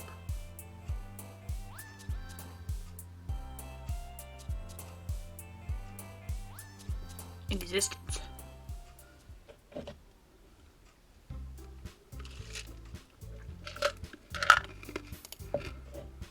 Whoop. Aw, man, I'm the last one here again. Don't worry, I just walked in too. Were you practicing piano again? Yeah. You must have a lot of determination. Starting this club and now picking up piano? Well, maybe not determination, but I guess passion.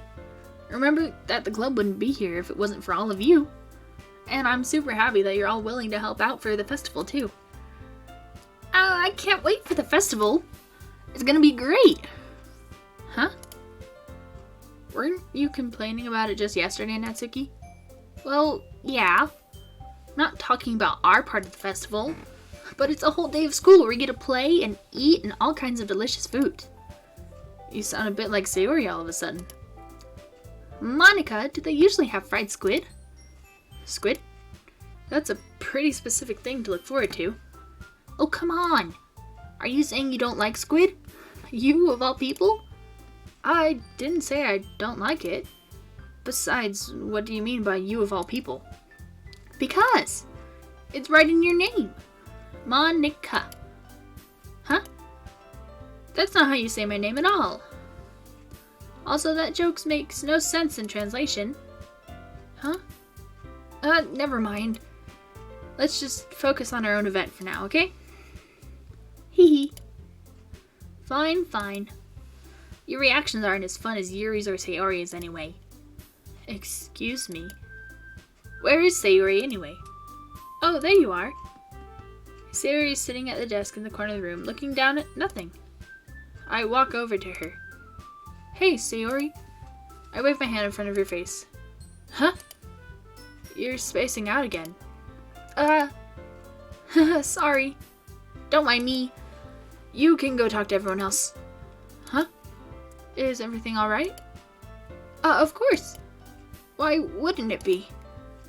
just feels like you're a little off. Sorry for assuming things.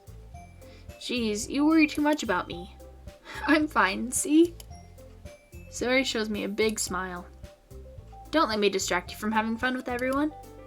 Well, alright. If you say so.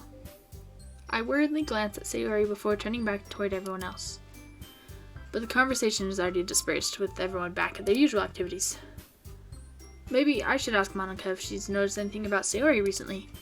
Since they've been preparing for the festival, they must be spending a lot of time together. I timidly approach Monica, who's shuffling through some papers at her desk. Tara, what's up? Hey, this might sound a little strange, but have you noticed anything up with Sayori recently? Anything up with her? In what way do you mean? Maybe I'm reading into a little too much, but she seems a bit downcast today. Oh, you think so? I can't say I've noticed anything about her. Monica peers across the room at Sayori, who is idly dragging a rubber eraser up and down her dress. Dress? Desk. Maybe there's something on her mind. But I'm surprised I'm not the one asking you, Tara Bear. You certainly know her a lot better than I do. Yeah, but she's never really like this. She's always talked to me about things that bothered her. But this time when I asked her, she was really dismissive. Sorry, I know it's not your problem. I just wanted to ask if you knew anything, so I'll drop it now. No. It's important to me too. I mean, I'm also friends with her. And I also care about the well-being of my club members, you know? Maybe I'll try talking to her myself. You sure about that? She seems like she wanted to be left alone. Are you sure? Maybe she just has a hard time bringing it up with the person of interest. Person of interest? What do you mean by that? I'm saying that maybe the thing on her mind is you, Tara Bear. Me? How on earth would you come to that conclusion? Well, I probably shouldn't say too much, but Sayori talks about you more than anything else, you know. Huh? She's been so much happier ever since you joined the club. It's like an extra light that went on inside of her. What? No way. Sayori is always like that. She's always been full of sunshine. It's not any different now than it always has been. Hee. You're so funny, Tara Bear. Have you thought that maybe you've always seen her as so cheerful because that's how she is when she's around you? I said too much. I'm sorry. What do I know anyway? I didn't mean to jump to conclusions. You should just forget about what I said. I'll try to talk to her, so try not to think about it for now. Alright. Monica smiles meaningfully. I know she said to forget about it, but I already know that I won't be able to get her words out of my head. Monica stands up from her desk and walks across the room to where Sayori is sitting. I watch her kneel down next to Sayori and gently talk to her, but she's keeping her voice so quiet that I can't hear from here. I sigh and sit myself down. I know Sayori told me not to worry about her and to have fun with everyone else, but that's impossible to do when she's behaving like this. Exactly how much do I care about her that I'm letting this weigh me down so much? Now it feels like I'm the one behaving out of the ordinary, but there's nothing I can do besides wait for Monica.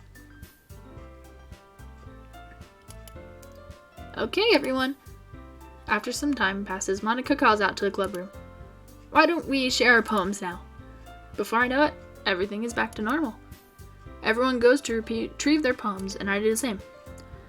I make eye contact with Monica, and she smiles at me. I wonder what she was talking about with Sayori.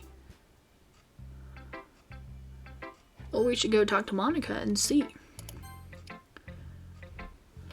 Hi, Tara Bear. Have you thought about what you wanted to submit to perform at the festival? Well, being in this club is one thing, but performing in front of a bunch of people, I'll have to give it some more thought. Okay, no pressure. But whatever you do, I'm sure it'll turn out great. It would also make me happy to see.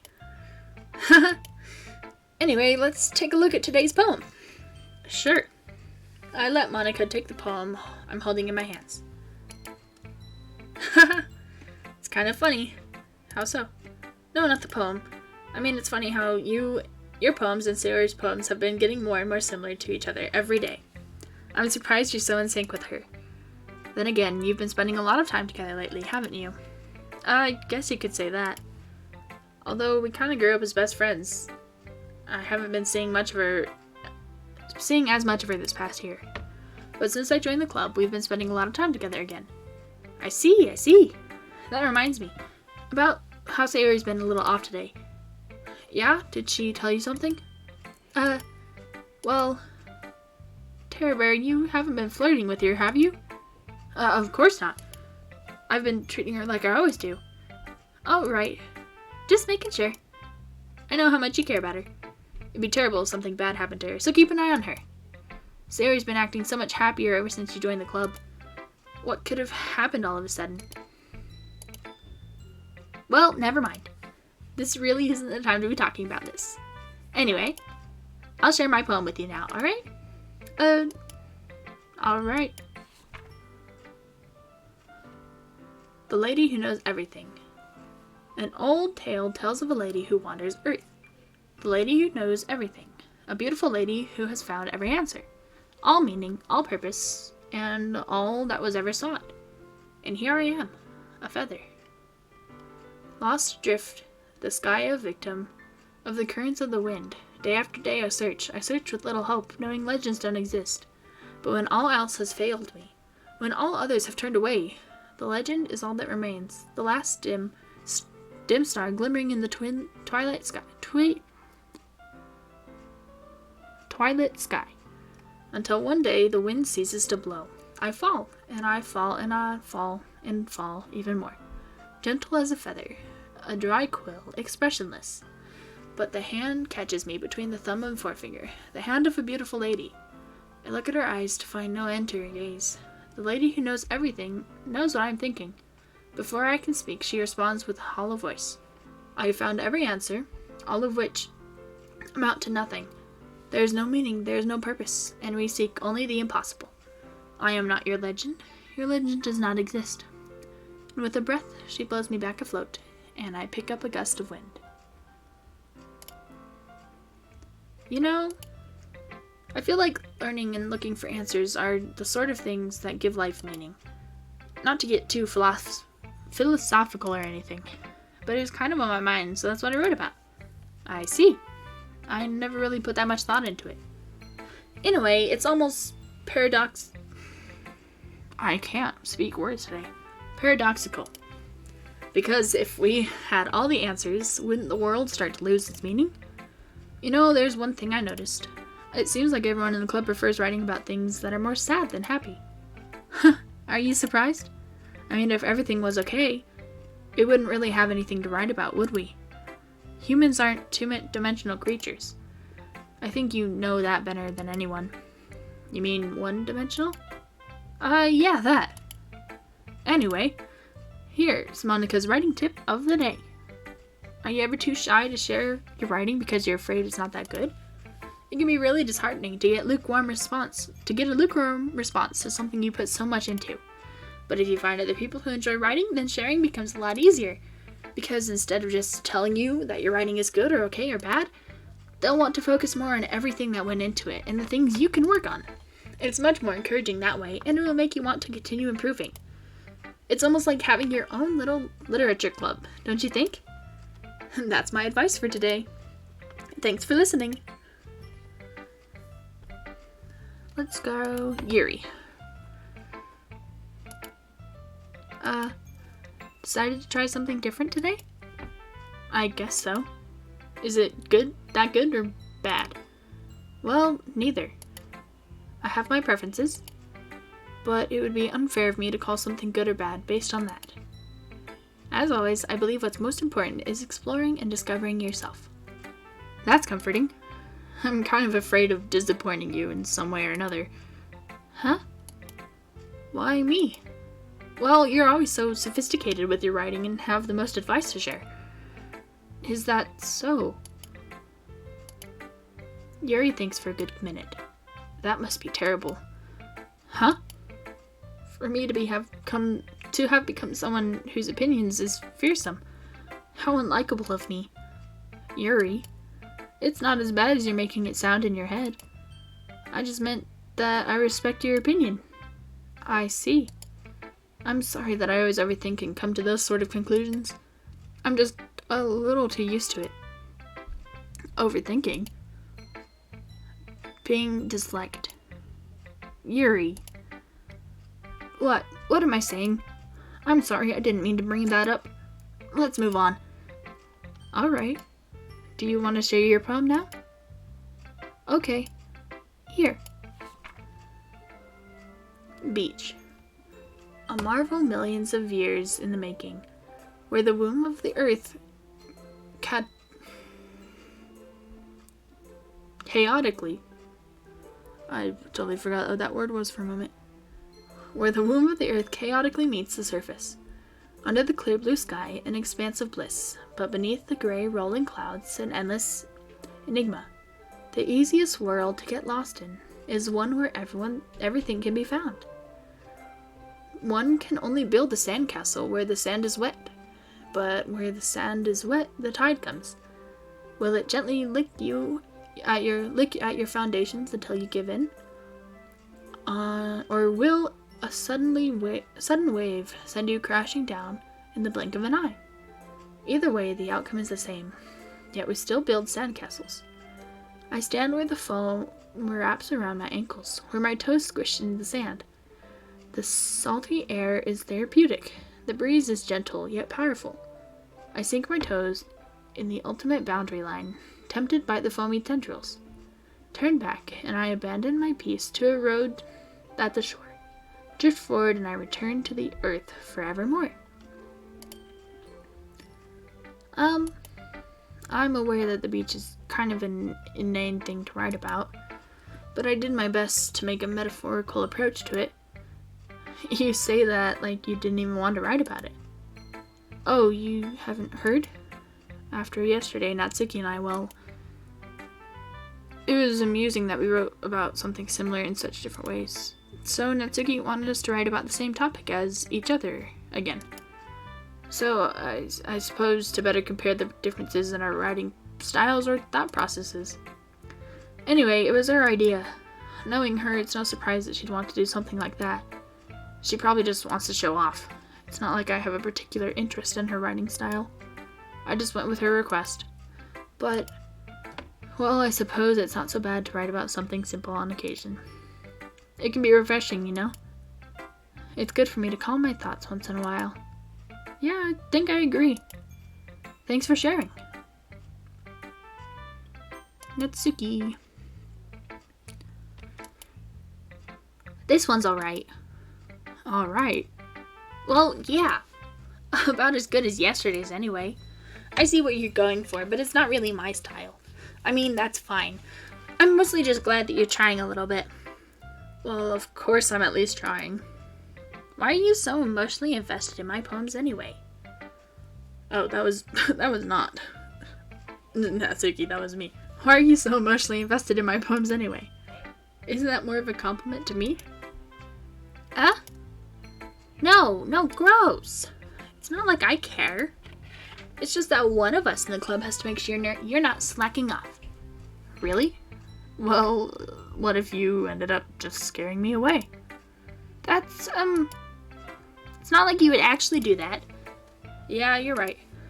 It's kind of fun to hang out here, even if I have to put up with you. Natsuki elbow connects with my stomach. Oh? Maybe I won't mind scaring you away after all. I was just joking. Oh, I know. Don't worry, I was too. Haha. How the heck do you call that a joke?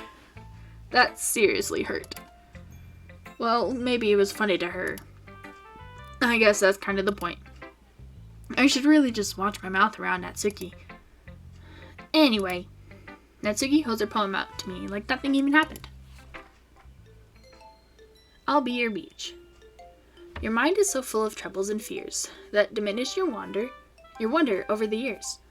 But today I have a special place, for a beach for us to go. A shore reaching beyond your sight, a sea that sparkles with brilliant light. The walls in your mind will melt away before the sunny glow. I'll be the beach that washes your worries away. I'll be the beach that you daydream about each day. I'll be the beach that makes your heart leap. In a way you thought had left you long ago. Let's bury your heavy thoughts in a pile of sand. Bathe in sunbeams and hold my hand. Wash your insecurities in the salty sea, and let me see you shine. Let's leave your memories in a footprint trail. Set you free in my windy sail. And remember the reasons you're wonderful.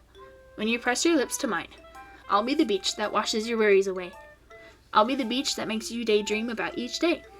I'll be the beach that makes your heart leap. In a way you thought had left you long ago.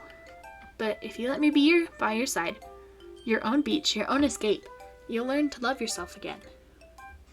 Oh, I like that one. Yeah. I felt like I kept writing about negative things, so I wanted to write something with a nice message for once. Besides, the beach is awesome. Kind of hard to write anything negative about the beach. Well, Yuri's take on it was a little more solemn. Well, Geez, she better not have said anything bad about mine. After all, she was the one who wanted us to write about the same topic. You can really see her doing that too. Making us write about a simple topic, and then trying to impress me by coming up with something all fancy. Well, it's not like I care. I just did it anyway. I mean, I guess mine ended up being kind of metaphorical too. But there's nothing wrong with doing that once in a while. At the very least, it was good practice. Who should I show my poem to next? Last but not least, Sayori. This is your best one so far. It's really, really nice, Terror Bear. Thanks. Sayori, you've been a little quiet today. Is everything alright? Huh? Of course! Everything's fine. Maybe I'm just a little tired today. Haha. Do you want a nap or something? No, that's silly. Don't worry about me, okay? I only want to see smiles on your face. Well, alright. Hey, Terror Bear? I'm still a little surprised. I really thought that you would try writing your poems like the way Yuri does. Or even Natsuki. But in the end, yeah. I guess you're the one who likes this one the most. Why? You don't want to get closer with everyone else? Wait, of course I do. But that doesn't mean I need to try so hard to impress them. I still understand you the most, Sayori. I know you have to sometimes put up with me. And I have to sometimes put up with you. We have a wavelength or something. And this is how the poem came out. Sometimes it feels like you're the only exciting thing in my life. And sometimes it's just easier to write when I'm thinking about you. Sayori? No. Terror Bear. I don't deserve this. You're too nice to me. Why are you doing this? Sayori has trouble keeping her voice steady all of a sudden. If you had fun with everyone else instead, this would be so much easier. Sayori? I glance around the room to make sure nobody has noticed this. Sayori, I've probably never said this before, but I don't understand what you're feeling right now. Tell me what will cheer you up. Sayori shakes her head. She sniffles and keeps shaking her head. Finally, she gathers herself and puts on a smile. It's nothing, Terror Bear. It's just a little rain cloud. I'm sorry you had to see that. I promise it won't happen again. Just smiles from everyone, okay? That's all that matters. Go play with everyone else. I'm gonna go home a little bit earlier today.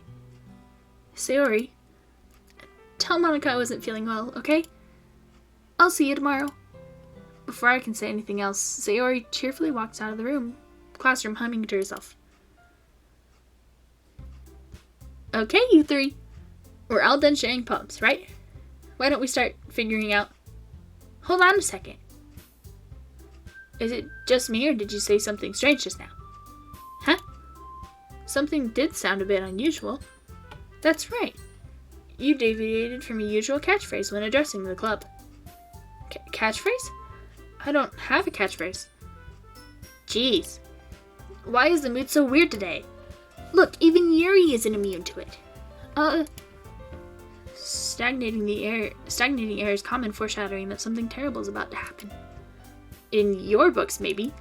Look, the only thing different is that Sayori isn't here. It seems you're right. Sayori's always helped lighten the mood a little bit, doesn't she? It's almost like everyone's balance is thrown off a little when she's not around. Where the heck did she run off to anyway? I thought she just went to pee. Natsuki, please show some decency. Oh, come on.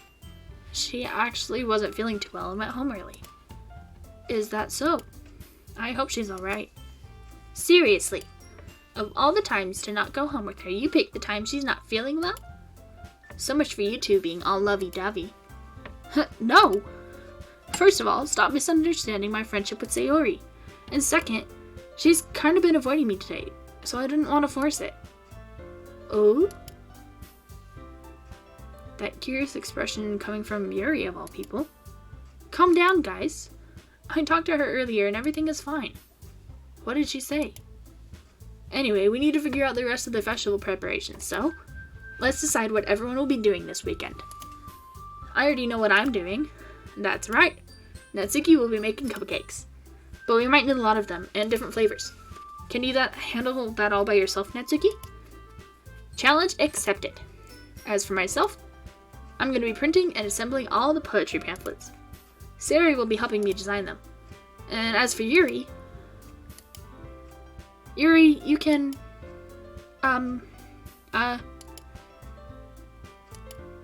guys, can you help me come up with something for Yuri? I'm useless. No! That's not it at all. You're the most talented person here, you know. Now, Natsuki's pouting too? Geez, even I can tell now. I guess I never gave Sayori enough credit, but I can tell things are even harder on you when she's not around. That may be the case. But if I can't also be a leader on my own, then I won't grow as a person. So, Yuri, you have beautiful handwriting, you know? So you should make some banners and decorations to help set the atmosphere. Atmosphere? About that, I love atmosphere. Yuri's expression suddenly changes as she stares at her desk in focus and starts nodding to herself. Your mind is already racing, I see. That's great! You'll be a wonderful help, Yuri. But anyway, that just leaves you, Terra Bear. The one who is truly useless. Don't say that. In fact, both Natsuki and Yuri have some pretty heavy tasks to handle. It'd probably go a long way to give one of them a hand. You could always help me out as well. I would be really appreciative of that. Is Monica suggesting I spend the weekend with one of my club members? How on earth are they going to respond to a suggestion like that? I suppose I wouldn't mind a bit of help. Well, even if you don't know how to bake, there's always some dirty work I could give you.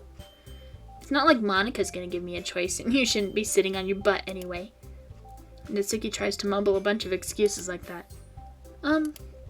If I recall, Natsuki, you mentioned that you would like to handle the baking on your own. Terra Bear may not like to be around you if you only make him out to be a nuisance. So therefore, he may be more suited to assisting with the decorations. Hold on, I never said that. How hard could it be to make a few decorations anyway? Sounds more like you're just making excuses for Terra Bear to... What are you saying? It'll be extremely meticulous work. And baking isn't? Just what do you think? Guys, let's settle down for a moment. In the end, I think it's up to Terra Bear to decide how he'd like to contribute. She'd like to contribute. Besides, she hasn't really gotten the chance to spend any time with me yet, you know? So I'm sure she's interested in... You literally just said... I'm surprised as well. Sorry.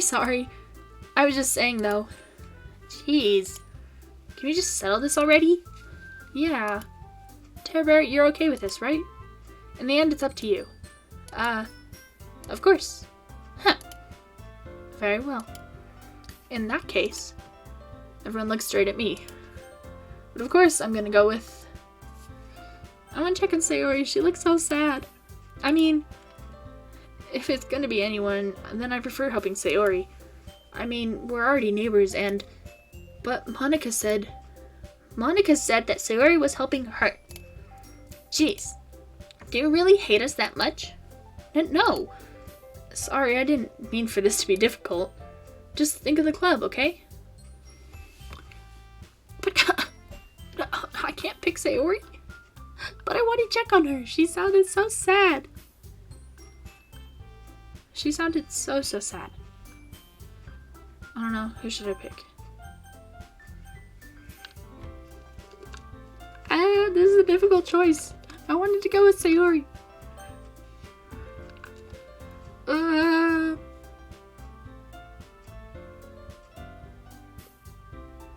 don't know. Let's see. Baking, creating pamphlets, or decorating. Which one sounds the most appealing?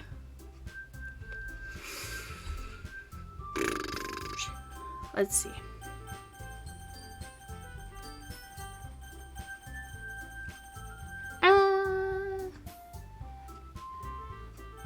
I guess baking cupcakes sounds fun, so we'll go with Natsuki.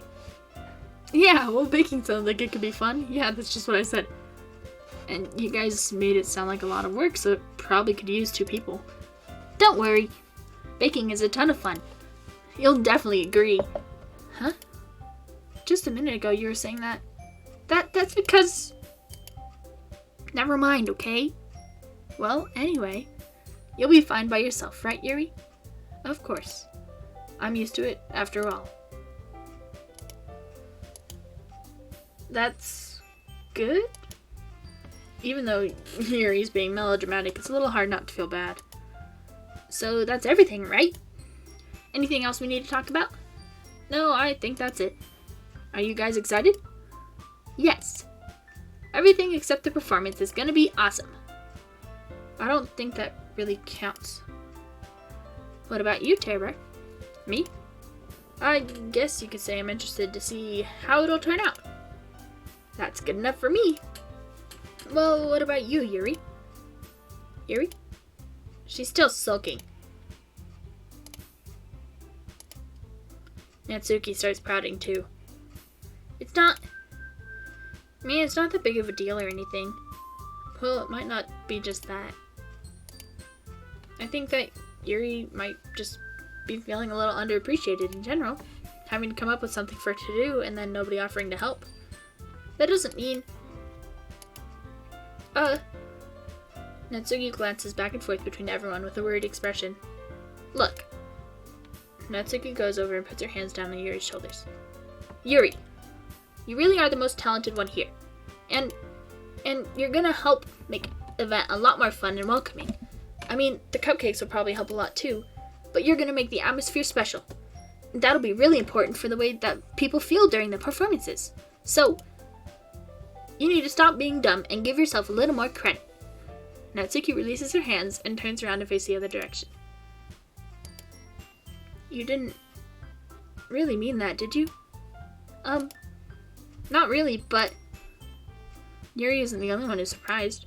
Monica and I are also taken aback by Natsuki's words. Natsuki, of all people, to be saying such encouraging things. But I begin to understand. Natsuki was trying to sound like Sayori. Even if it didn't work perfectly, I could tell that she tried to say something Sayori would say at a time like this. Because Sayori always helps everyone smile and feel good about themselves. I'm sorry for being dumb. I'm gonna do my best.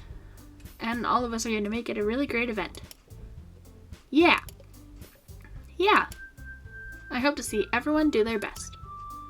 But with that, there's nothing more for today. So I guess it's time for us to head out. Okay, but I'm staying here a bit longer. I barely got to do any reading today. Fair enough. There's nothing wrong with that. Everyone packs up their things. I start to follow Monica and Yuri out the door as they chat between each other. Where are you going? Huh? We still need to figure out our plans for this weekend. You literally would have gone home and realized you didn't even have a way to contact me. Oh, that's true. I have no idea how that slipped my mind. Jeez. Good thing I stopped you. I'm giving you my number, okay? You better not make it weird or anything. Why would I do that? Natsuki gives me her number. Okay. I'm coming over this Sunday. I'll bring all the ingredients.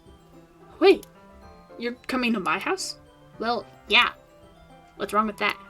I mean, I just figured that since I'm the one helping, I would be going to your house. Yeah, right. Like, I could have a guy over at my house. My dad would kill me. Really? It's kind of strict if you ask me. Yeah, how do you think I feel? I can't do anything when my dad is home. Anyway, I just needed to complain for a second. We have each other's numbers now. That's all I needed from you. I guess I'll text you when I'm coming over. Alright, fine by me. Yeah. I'm really gonna show you why I love baking so much. So you better look forward to it. Oh? Didn't you say you were just gonna give me the dirty work? Well, I was just saying that. It's not like I could act like in front of everyone that I was looking forward to this. Wait, really? Well, kind of. Just because I never get to bake with someone else before. That's all it is, so... Alright, I get it. Sorry for overreacting. Anyway, I'll be heading out now. See you on Sunday. Never mind. I can't believe this. Natsuki's gonna be coming to my house on Sunday? Even though I would have preferred to do this with Sayori, my anxiety still shoots through the roof. So I guess I've gotten pretty used to handling her at this point. But who knows what might end up happening when we're outside of school. She even told me she was looking forward to it. I shake my head. Why do I feel nervous that Sayori finds out about this? It's not like we feel that way about each other. Besides, like Monica said, this is about the club. I have nothing to worry about. If I just go with it, then I'll have a good time. But I'm still worried about Sayori. This makes me happy. Unhappy. Very unhappy. Why can't I help Sayori out? I'm very big upset with that. It's already Sunday. I've been getting increasingly anxious about Natsuki's upcoming visit. I keep telling myself there's no reason to be nervous, but it doesn't help much. I wonder if she'll act any different if when it's just the two of us. Meanwhile, she's been texting me a lot.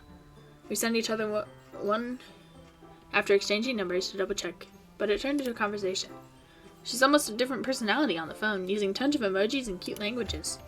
But she also really likes to complain about things, but I kinda saw that one coming. But putting Natsuki aside, I haven't heard a thing from Sayori since she left the club early the other day. It's not like we text each other all the time or anything, but I've been worried about her in the back of my mind. Between what Sayori said and what Monica said, is it really okay for me to put Sayori's feeling aside when she needs me? I decide to visit Sayori before Natsuki comes over. Rather than asking, I simply tell her I'm coming over, much like we've done in the past. Once I reach Sayori's house, I knock on the door before entering it myself. Again, we used to play so often that we've made it a habit out of simply entering each other's houses like we're family. The house is quiet. Sayori isn't anywhere on the first floor, so I assume she's up in her room. It's already strange for her not to run down and greet me. I head up to her bedroom, where I finally find her. Sayori? Hi, Terra Bear. I sit down in her room. Sayori forces a smile, but it's easy to tell that she's different. There's a minute of silence between us. You haven't come over like this in a long time, have you? I guess you're right. It's been a long time. Not much has really changed, has it? Sayori's room is as messy as it's always been. I also recognize the same stuffed animals and wall decorations that she's had for years now. If you came over more often, it wouldn't be such a mess. It's because I end up cleaning it for you. How come you suddenly wanted to come over today? Are you supposed to see Natsuki today? Yeah, but... Wait, how did you know about that? Sayori had already left by the time we decided that last meeting. Monica told me. It's only natural for her to keep me informed about the festival preparations, right? That's true. But what about you? Aren't you going to be helping Monica today? Of course! But I'm just helping her online. We didn't plan to meet up or anything. So it's just me and Natsuki then. Yep. There's more silence between us. Sayori stares in a random direction. Everything about her behavior is really uncharacteristic. I finally get to the point. I just wanted to see how you were doing. after you left on Friday. When something's wrong, you can't hide it from me. I know you too well. So, Sayori smiles, shaking her head. It's no good, Terror Bear. Huh? Why can't it just be like it's always been? This is all my fault. If I didn't get so weak and accidentally express my feelings, if I didn't make that stupid mistake, then you wouldn't have been so worried about me at all. You wouldn't have to come here. You wouldn't have been thinking about me right now. But this is just my punishment, isn't it? I'm getting punished for being so selfish. I think that's why the world decided to have you come over today. Just wants to torture me. Haha. Sayori! I grabbed Sayori by the shoulders. What on earth are you saying? Are you listening to yourself right now? I know something happened to you. There's no other explanation for you to be like this. So tell me already. Until I know, I won't be able to stop thinking about it. Sayori gives me an empty smile. You really put me in a trap, Terror Bear. But you're wrong. Nothing happened to me. I've always been like this. You're just seeing it for the first time. Seeing what? What are you talking about, Sayori? You're really just gonna make me say it, aren't you, Terror Bear? I guess I have no choice this time. The thing is, I've had really bad depression my whole life. Did you know that? Why do you think I'm late to school every day? Because most days I can't even find a reason to get out of bed. What reason is there to do anything when I fully know how worthless I am? Why go to school? Why eat? Why make friends?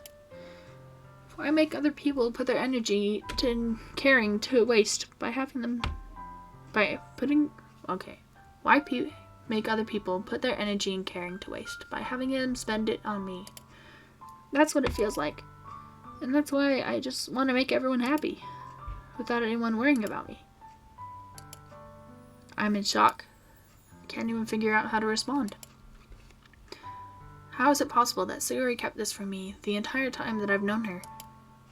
Did she really want so badly for me to just not think about her? Why, Sayori? Huh?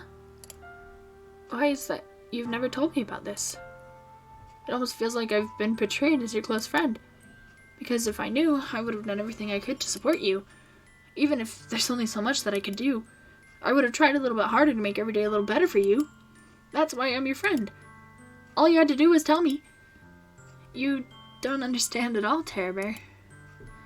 Why do you think I didn't tell you? Because if I told you, then you would have to waste effort caring about me instead of doing important things. I don't want to be cared about. It's bittersweet when people try to care about me. It feels nice sometimes, but it also feels like a bat being swung against my head. Haha. That's why I wanted so badly for you to make friends with everyone else. Helping everyone be happy together is the best thing for me. But then I discovered something else too. Seeing you make friends and get closer with everyone in the club feels like a spear going through my heart. So that's why I decided the world just wants to torture me. Every path leads to nothing but hurt. Haha. You're right. That I don't understand. I don't understand your feelings at all, Sayori. But I don't need to understand. Whatever it takes for me to help you stop hurting, that's what I'll do. No, Terror Bear. There's nothing. Nothing at all. The only thing that could have helped is if everything could be like it always was. But I was selfish. I finally showed you what a horrible person I am. Tears streaked down Sayori's face. I made you join the little literature club because I was selfish. And I was punished by my heart hurting in a way that I couldn't understand. And now you came here and I made you hurt too. I'm just weak and selfish. That's all I am. And that's why I'm gonna accept these punishments. Because I deserve every last one. Without thinking, I once again grab Sayori by the shoulders.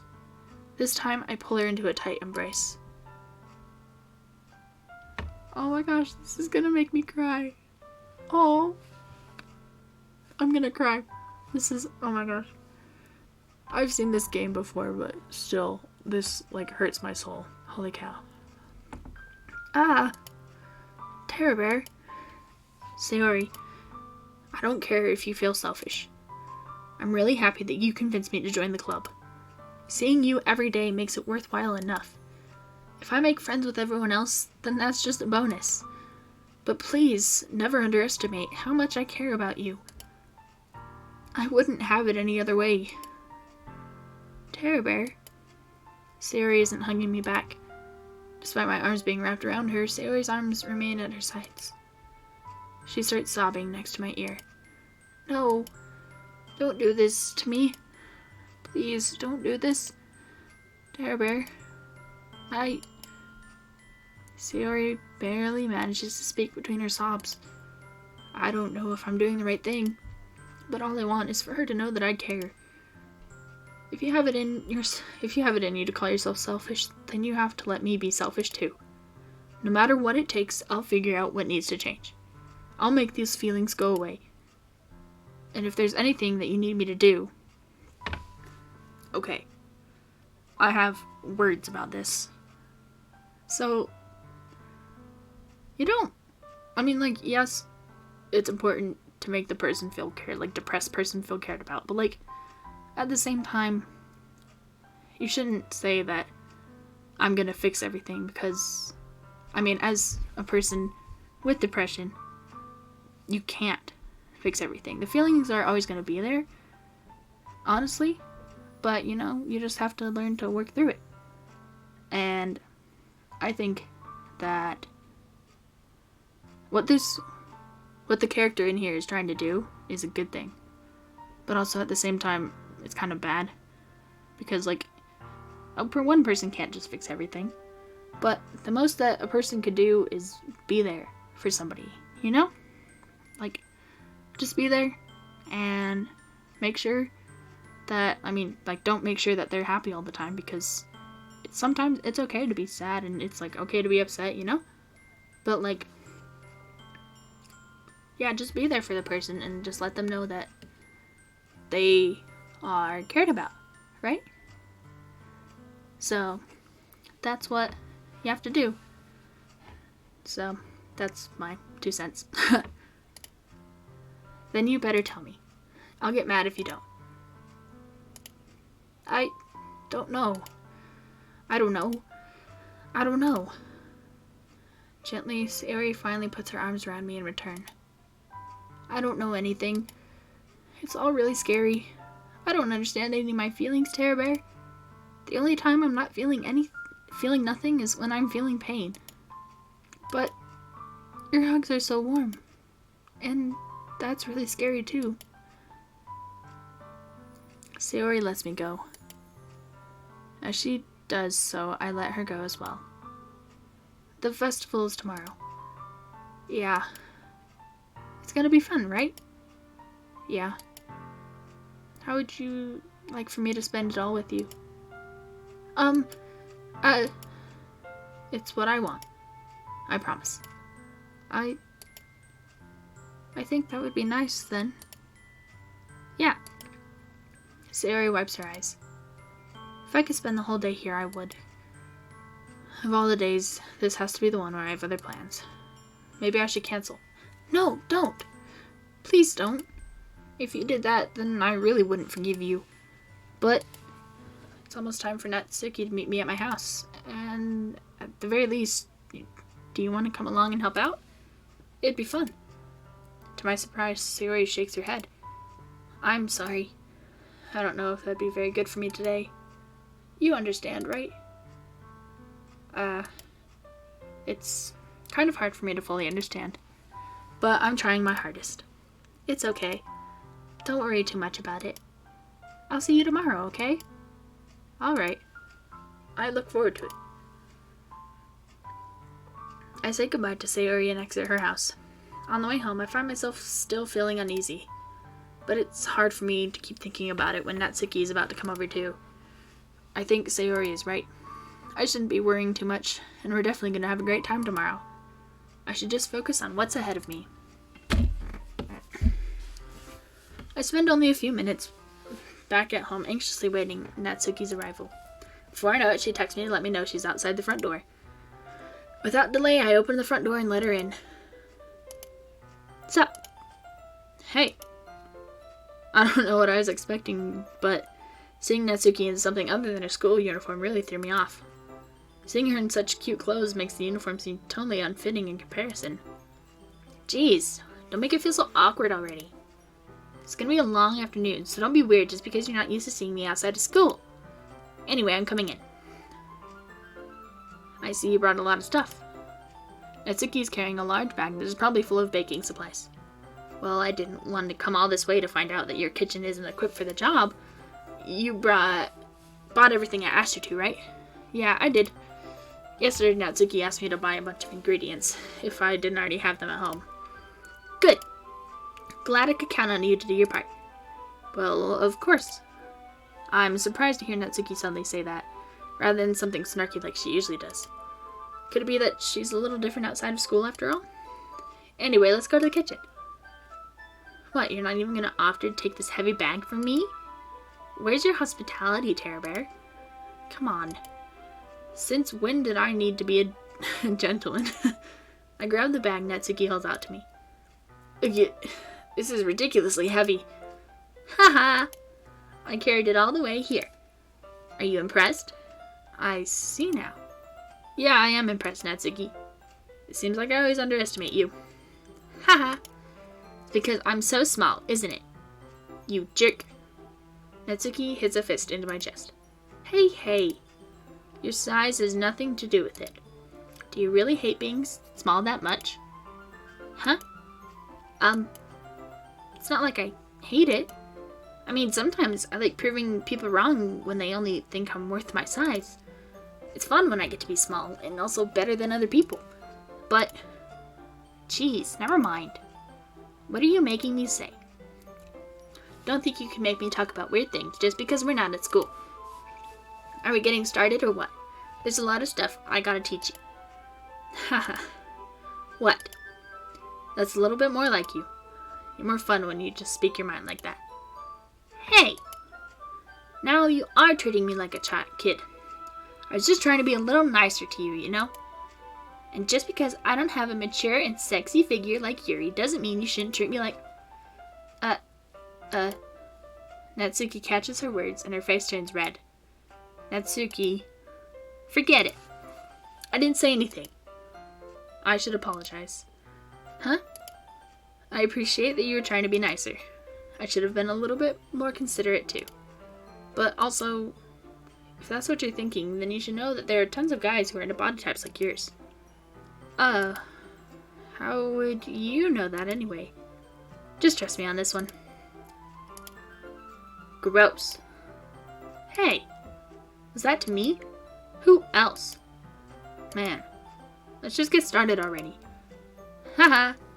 You get all sour when a girl calls you gross. I finally found your weakness, Terror Bear. Natsuki smiles deviously. Please spare me. Well, if Natsuki decides to dish out more insults like that, then there's no way I'm not fighting back.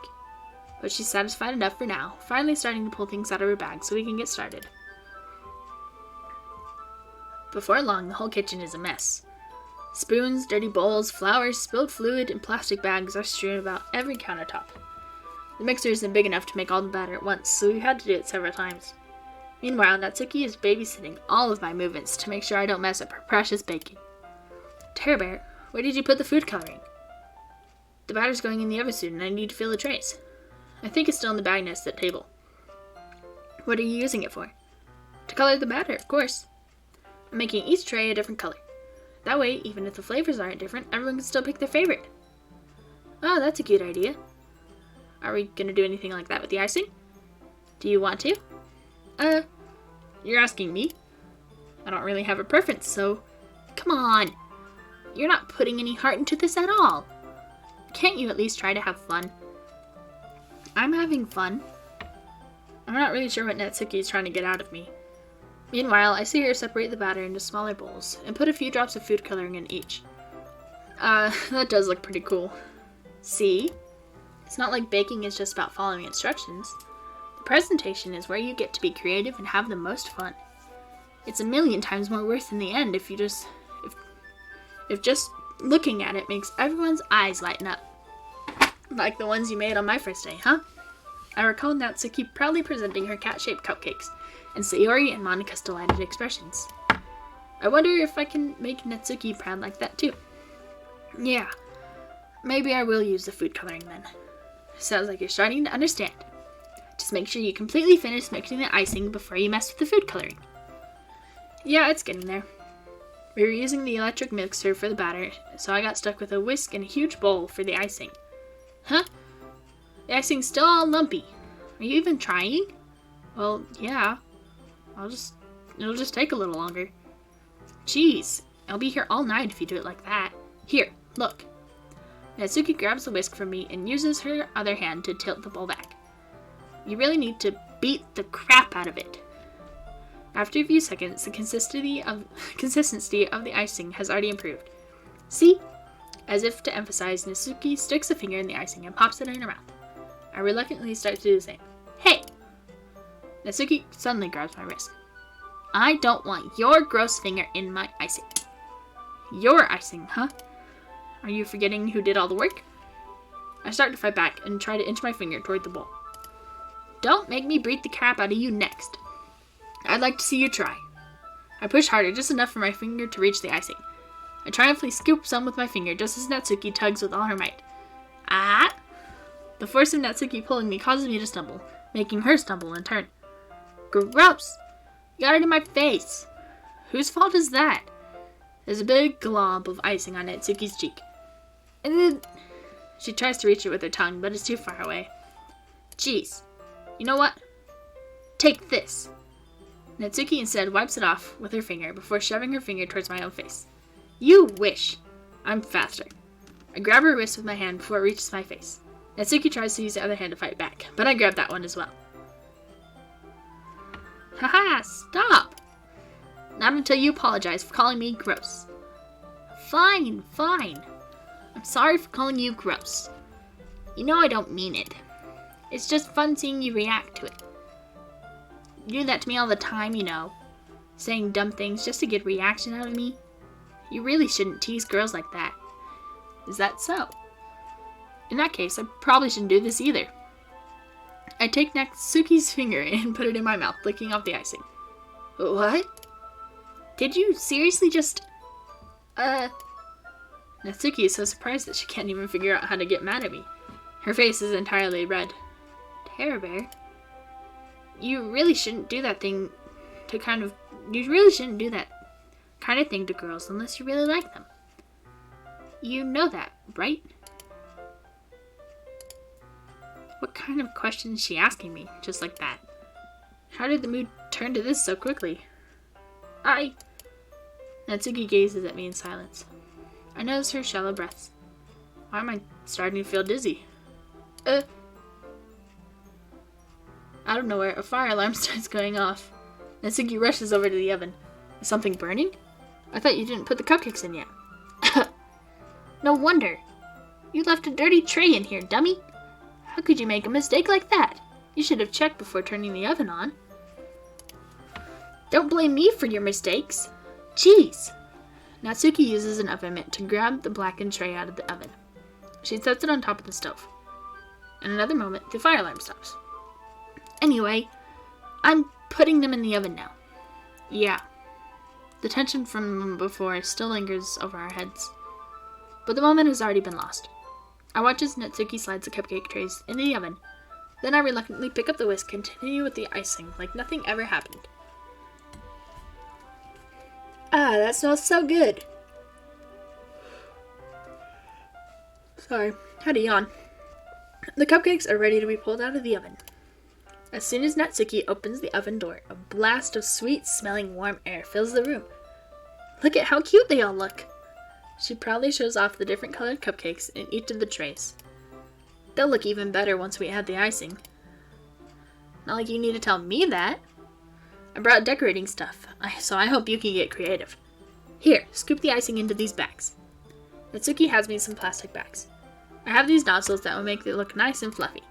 This one can even make flowers. We probably won't be using it this time, though. What's this one for? I pick up one of the nozzles that has a much thinner tip than the others. That one's really thin, so you can use it to make stripes or other patterns. But you can also use it to write stuff on a cake. Like happy birthday or whatever. Huh, I see. That gives me an idea, actually. Huh? Well, it's a literature event, right? We can make it more literature themed by writing a different word on each of the cupcakes. It'd be fun to see people choose their cupcake based on a word they like. Huh? I was kind of expecting you to say something really stupid. But that's actually a really cute idea, so haha. Maybe I'm getting it from you. What's that supposed to mean? I'm not cute. Come on. We're not at school. Nobody's judging. You can't dress and act like this and not expect me to think you're cute. Well, Natsuki's voice trails off. Same with you. Huh? Did you say something? No, nothing. Let's just do the icing. Natsuki picks up the paste and fastens the nozzle onto each of the bags. There's a lot to do, so we shouldn't be wasting time. Here, I'll show you how to do it. Without giving me a chance to think about before, Natsuki quickly moves on. She shows me how to apply the icing, and then we get to work. We each get to work. When we're finally finished, Natsuki puts them all side by side to admire our work. Look at how pretty they are together. Yeah, they are, aren't they? Oh, I wish I could have one now. Well, there's no reason you can't, right? I don't see any harm in that. Well, yeah, but my dad's making dinner tonight, so I really need to save my appetite. Haha. Sayori's the exact opposite in that regard. If she was here, we'd probably be down 10 cupcakes already. She would still eat dinner. Come on, that's just unhealthy. Besides, when my dad cooks, I need to eat as much of it as I can. Well, anyway, I was hoping we could have time for manga, but I need to be home for dinner. Ready? That's a shame. It's your fault for working so slowly. You should have thought about that. It's not like you'll always have this chance. Man. As usual, Natsuki places the blame on me. You can bring the cupcakes tomorrow, right? If you and Sayori each carry some, then you can probably do it in one trip. Yeah, I can do that. And don't worry, I won't let her eat any. Hahaha. I wish she would listen to me the way she listened to you. Yeah. I again think back to the conversation I had with Sayori earlier today. I felt so helpless. Sayori always does listen to me, but at that point, it felt like she couldn't listen to me at all. Okay, I'm all packed up. Good work today. You too. I'll walk you out, I guess. Just like that, Natsuki is already about to leave. It feels like the afternoon went by in a flash. More than that, did I even take the opportunity to get closer to her like I wanted? Well, I guess I'll be off then. Thanks for all the help and everything. I'll see you tomorrow. Wait, Natsuki. Huh? What you said before about not always having this chance. It doesn't have to be that way at all. I had fun today. You showed me how fun baking can be, like you wanted. But aside from that, you can come over anytime, okay? I think that if possible, I'd like to spend more time like this. If you want to read manga or go out somewhere. Do you really mean that? Natsuki looks at me tensely, like she's trying to hide her expression. Yeah. I want to spend more time with you. Terror Bear. I thought you only cared about getting this done. I'm sorry I have to leave so early today. I really didn't want to. I would really stay here longer if I could. I feel the same way as you, so... Natsuki suddenly gets closer to me. Wait, Natsuki. Standing inches from me, Natsuki looks up at me. I feel her fingers gently clutch the sides of my shirt as if holding onto me. Her rose-colored cheeks and matching eyes fill my vision, along with her slightly parted lips. What is happening?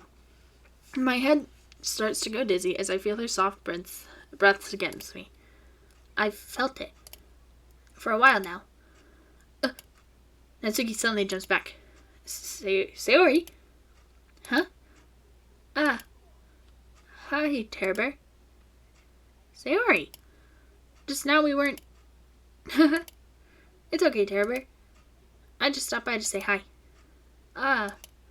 Well, you should have come a little earlier. I'm already on my way out, so... Oh, really? That's too bad. Yeah, well, I'll still see you at the festival tomorrow, so it's fine. Just don't eat any cupcakes before then. Anyway, later. Clearly flustered, Natsuki hurries off and Sayori waves goodbye. Sayori, I thought you didn't want to come over today. Well, I tried staying in my room, but my imagination was being really mean to me. So I had to come here and see it for myself. See what? What are you talking about? You know, how much fun you were having with Natsuki, and how close you got to her. Makes me really happy that you've made such good friends. That's all that matters to me. Tears start to fall down from Sayori's face. That's all that matters to me. Why am I feeling this way, Terror Bear? Am I supposed to be happy for you? Why does it feel like my heart is splitting in half? It hurts so much. Everything hurts so much. This world would be so much better if I could just disappear. Sayori, don't say that. It's true, Terror Bear. If I wasn't here, then you wouldn't have to waste your sympathy on me. You wouldn't have to put up with me being selfish. Monica was right. I should just... Monica? Monica is right about what? Sayori, what I said before is true. I'm not gonna let this continue. Caring about you like this isn't the burden your mind is making it out to be. It's something that makes me happy. It's something that I wouldn't trade for anything else. So even if it takes an entire lifetime, I'm gonna be by your side until you don't feel any more pain. But... Sayori looks away. Put a hand on her shoulder to reassure her. I'm scared, Terror Bear. I'm really scared. What are you scared of, Sayori? I'm scared that I might like you more than you like me. Sayori? It's true, isn't it? I was weak and started to like you too much. I did this to myself. Terror Bear, I like you so much that I want to die. That's how I feel. And... That's enough, Sayori. I don't want you to hurt anymore. I slide my hand down Sayori's arm and squeeze her hand in my own. Do you remember how I said I always know what's best for you? Do you still believe me? Wordlessly, Sayori nods. Even if you don't understand all of your own feelings. I know what you need the most right now. That's what I'm gonna give to you.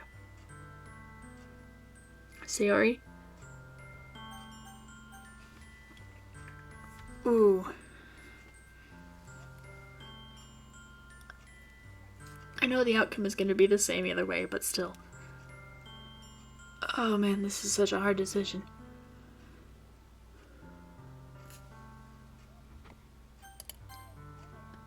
I love you. Huh?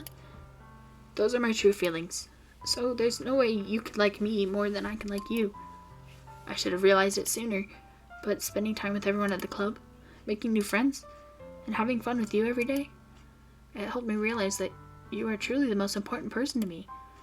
That's why I'll accept any of your burdens. As long as we continue like this every day, with you by my side, then I know we'll both be happy. Terror Bear. Suddenly, Sayori wraps her arms tightly around me.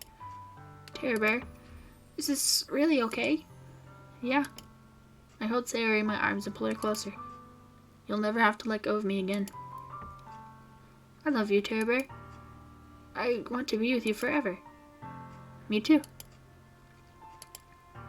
I feel Sayori's grip around me weaken a little bit. What is this? Sayori? I'm supposed to be happy right now. I always thought this would be the happiest moment for me. But why? Even now? Why won't the rain clouds go away? They're not going away at all, Terror Bear. It's okay, Sayori. It might take some time for things to get better again. But no matter how long it takes, I'll be there every step of the way. And that's all that matters right now. Oh, okay. I trust you. Sayori and I slowly release each other. So, I guess that makes the festival tomorrow Our first date, huh? What are you saying? I don't want to think about those things, you know? I want everything to be the same as it always has been. Even if we really are a couple, I don't know if I could handle anything more right now. It's really new and scary to me. I understand. We'll go at whatever pace suits you best. Hey, Terror Bear? Sayori gazes at me once again, smiling sadly. Even if I get really, really sad, this is the best thing for me, right? Huh? I don't really understand what Sayori means by that. Are you saying that this is making you feel sad, Sayori? I don't know. I don't understand what I'm feeling. I feel like a bunch of thorns. It felt like a bunch of thorns when you told me you loved me. But that's why I want to trust you. Ooh, sorry, my throat's a little bit dry. I think before we continue, I am going to go get a drink. So I will be right back.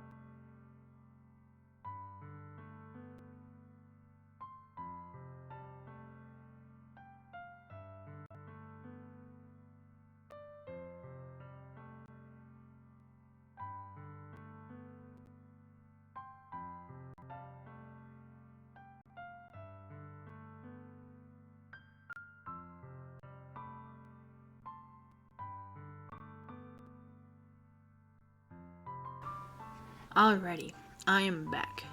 Let's keep going. You know what's best for me. Yeah, I do. That's my promise. I say that, but in reality, I've never felt more uncertain when it comes to Sayori. I know that I love her and she loves me, but I'm having as much trouble understanding Sayori's feelings as she is, even though I can comfort her. I keep wondering if I should be doing something more or something different. I know these thoughts will continue to plague me until things are back to the way they were. Is that what Sayori meant by not wanting anything to change? I don't know, but I know that I'll give it everything I've got. Sayori is the most important person to me, and I'll do whatever it takes to have a happy future with her.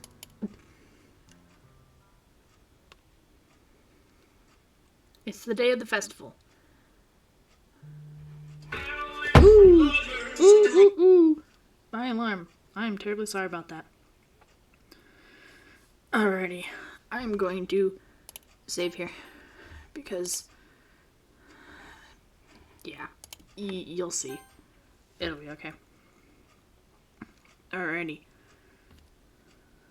1 second.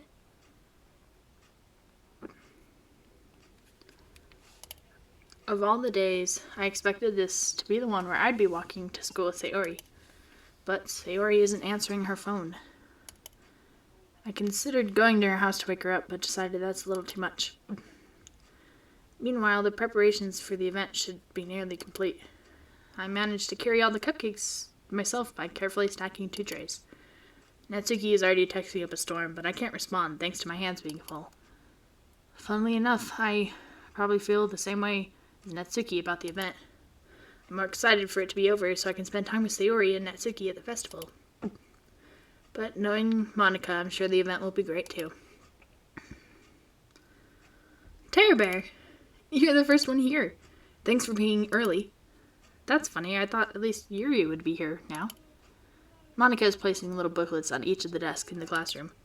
They must be the ones she prepared that have all the poems we're performing. In the end, I found a random poem online that I thought Monica would like and submitted it.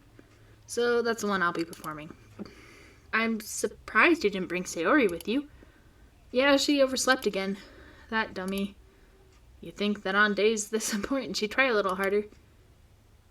I say that, but I suddenly remember what Sayori told me yesterday. And I suddenly feel awful, knowing it's not nearly that simple for her. I only said it because it's the way I'm used to thinking. But maybe I should have gone to wake her up after all. You should take a little responsibility for her, Terror Bear. I mean, especially after your exchange with her yesterday. I don't like how the music is not playing. You kind of left her hanging this morning, you know? Exchange? Monica, you know about that? Of course I do. I'm the club president after all. But, I stammer, embarrassed. Did Sayori really tell her about it that quickly? That we're a couple now? I didn't really plan on bringing it up with anyone yet. Geez, you don't know the full story at all, so don't worry. I probably know a lot more than you think. Huh? Monica is being as friendly as usual, but for some reason I felt a chill down my spine after hearing that. Hey, do you want to check out the pamphlets? They came out really nice. Yeah, sure. I grabbed one of the pamphlets laid out on the desk. Oh yeah, they really did. Something like this will definitely help people take the club more seriously. Yeah, I thought so too. I flipped through the pages. Each member's poem is neatly printed on its own page, giving it an almost professional feel. I recognize Natsuki's and Yuri's poems from the ones they performed during our practice. What's this? I flipped to Sayori's poem. It's different from the one she practiced. It's one I haven't read before.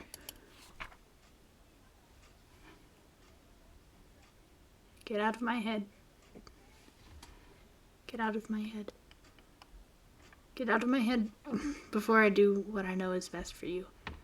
Get out of my head before I listen to everything she said to me. Get out of my head before I show you how much I love you. Get out of my head before I finish writing this poem.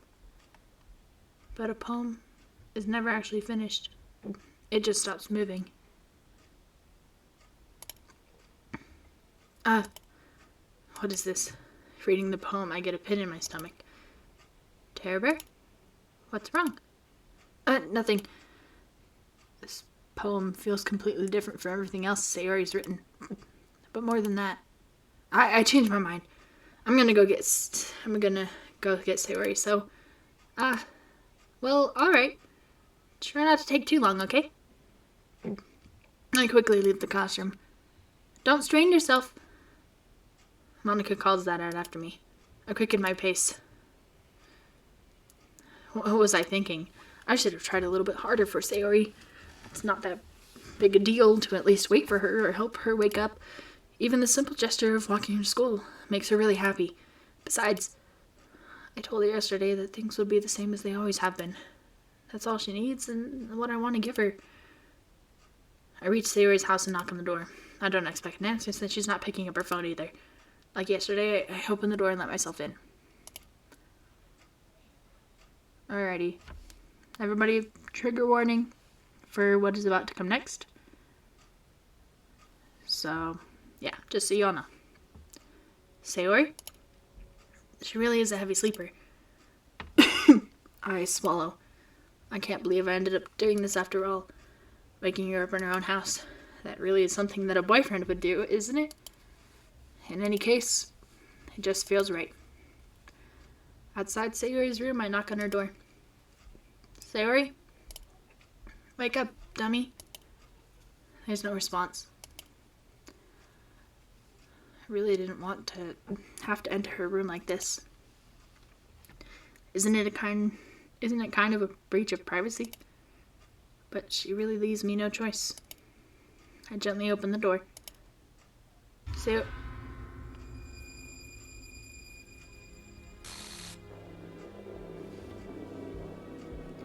I knew it was coming, but holy cow, that scared me.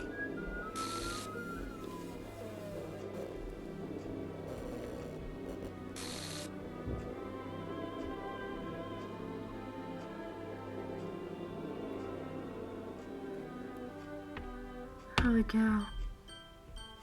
This hurts my soul so much, and I don't like that the music is playing now. No, I don't like this. What the heck? What the heck? Is this a nightmare? It has to be. This isn't real. There's no way this can be real. Sayori wouldn't do this. Everything was normal up until a few days ago. That's why I can't believe what my eyes are showing me. I suppressed the urge to vomit. Just yesterday, I told Sayori I would be there for her. I told her I know what's best and everything will be okay. Then why would she do this? How could I be so helpless? What did I do wrong? Confessing to her? I shouldn't have confessed to her. That's not what Sayori needed at all. She even told me how painful it is for others to care about her. Then why did I confess to her and make her feel even worse? Why was I so selfish? This is my fault. My swarming thoughts keep telling me everything I could have done to prevent this. If I just spent more time with her, walked her to school, remained friends with her like it's always been, then I could have prevented this. I know I could have prevented this. Screw the literature club. Screw the festival. I just lost my best friend. Someone I grew up with. She's gone forever now. Nothing I can do can bring her back. This isn't some game where I can reset and try something different. I should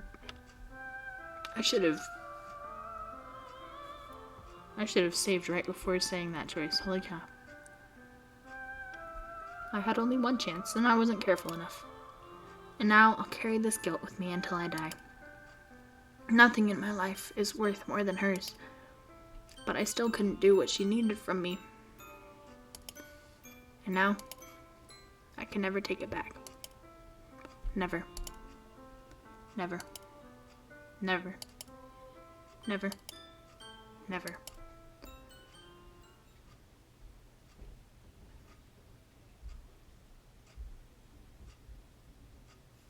End.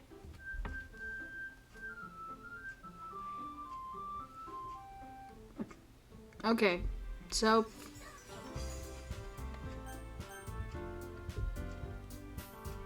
I don't know if I can save right now. Do I save?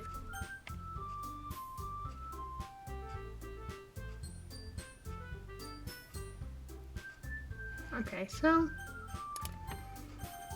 obviously we see that Sayori is no longer here. She's glitched out. I think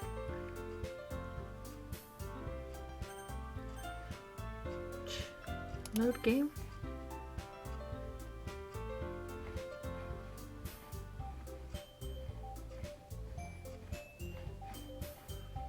Yeah, I think there was like multiple endings to this.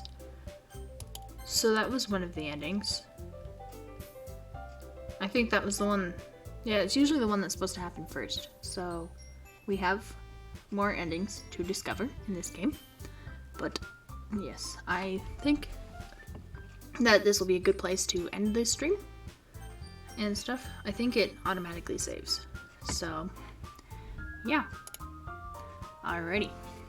Well, thank you everybody for joining the stream, and I hope you enjoyed. And let's see. I will be streaming either Monday or Tuesday, hopefully. So, yeah. You make sure to tune in for one of those streams. And we will find out what the other endings are of this game. Honestly, yeah, I mean, I've seen all of the endings before. Most, I think. But, yeah. It feels different playing it, but yeah. I hope you all enjoy, and if you want to join the Discord, there should be a link in my channel. And you can also find me other places, like Instagram, or TikTok, or Twitter, other places like that. Feel free to come in and follow, give a follow if you want.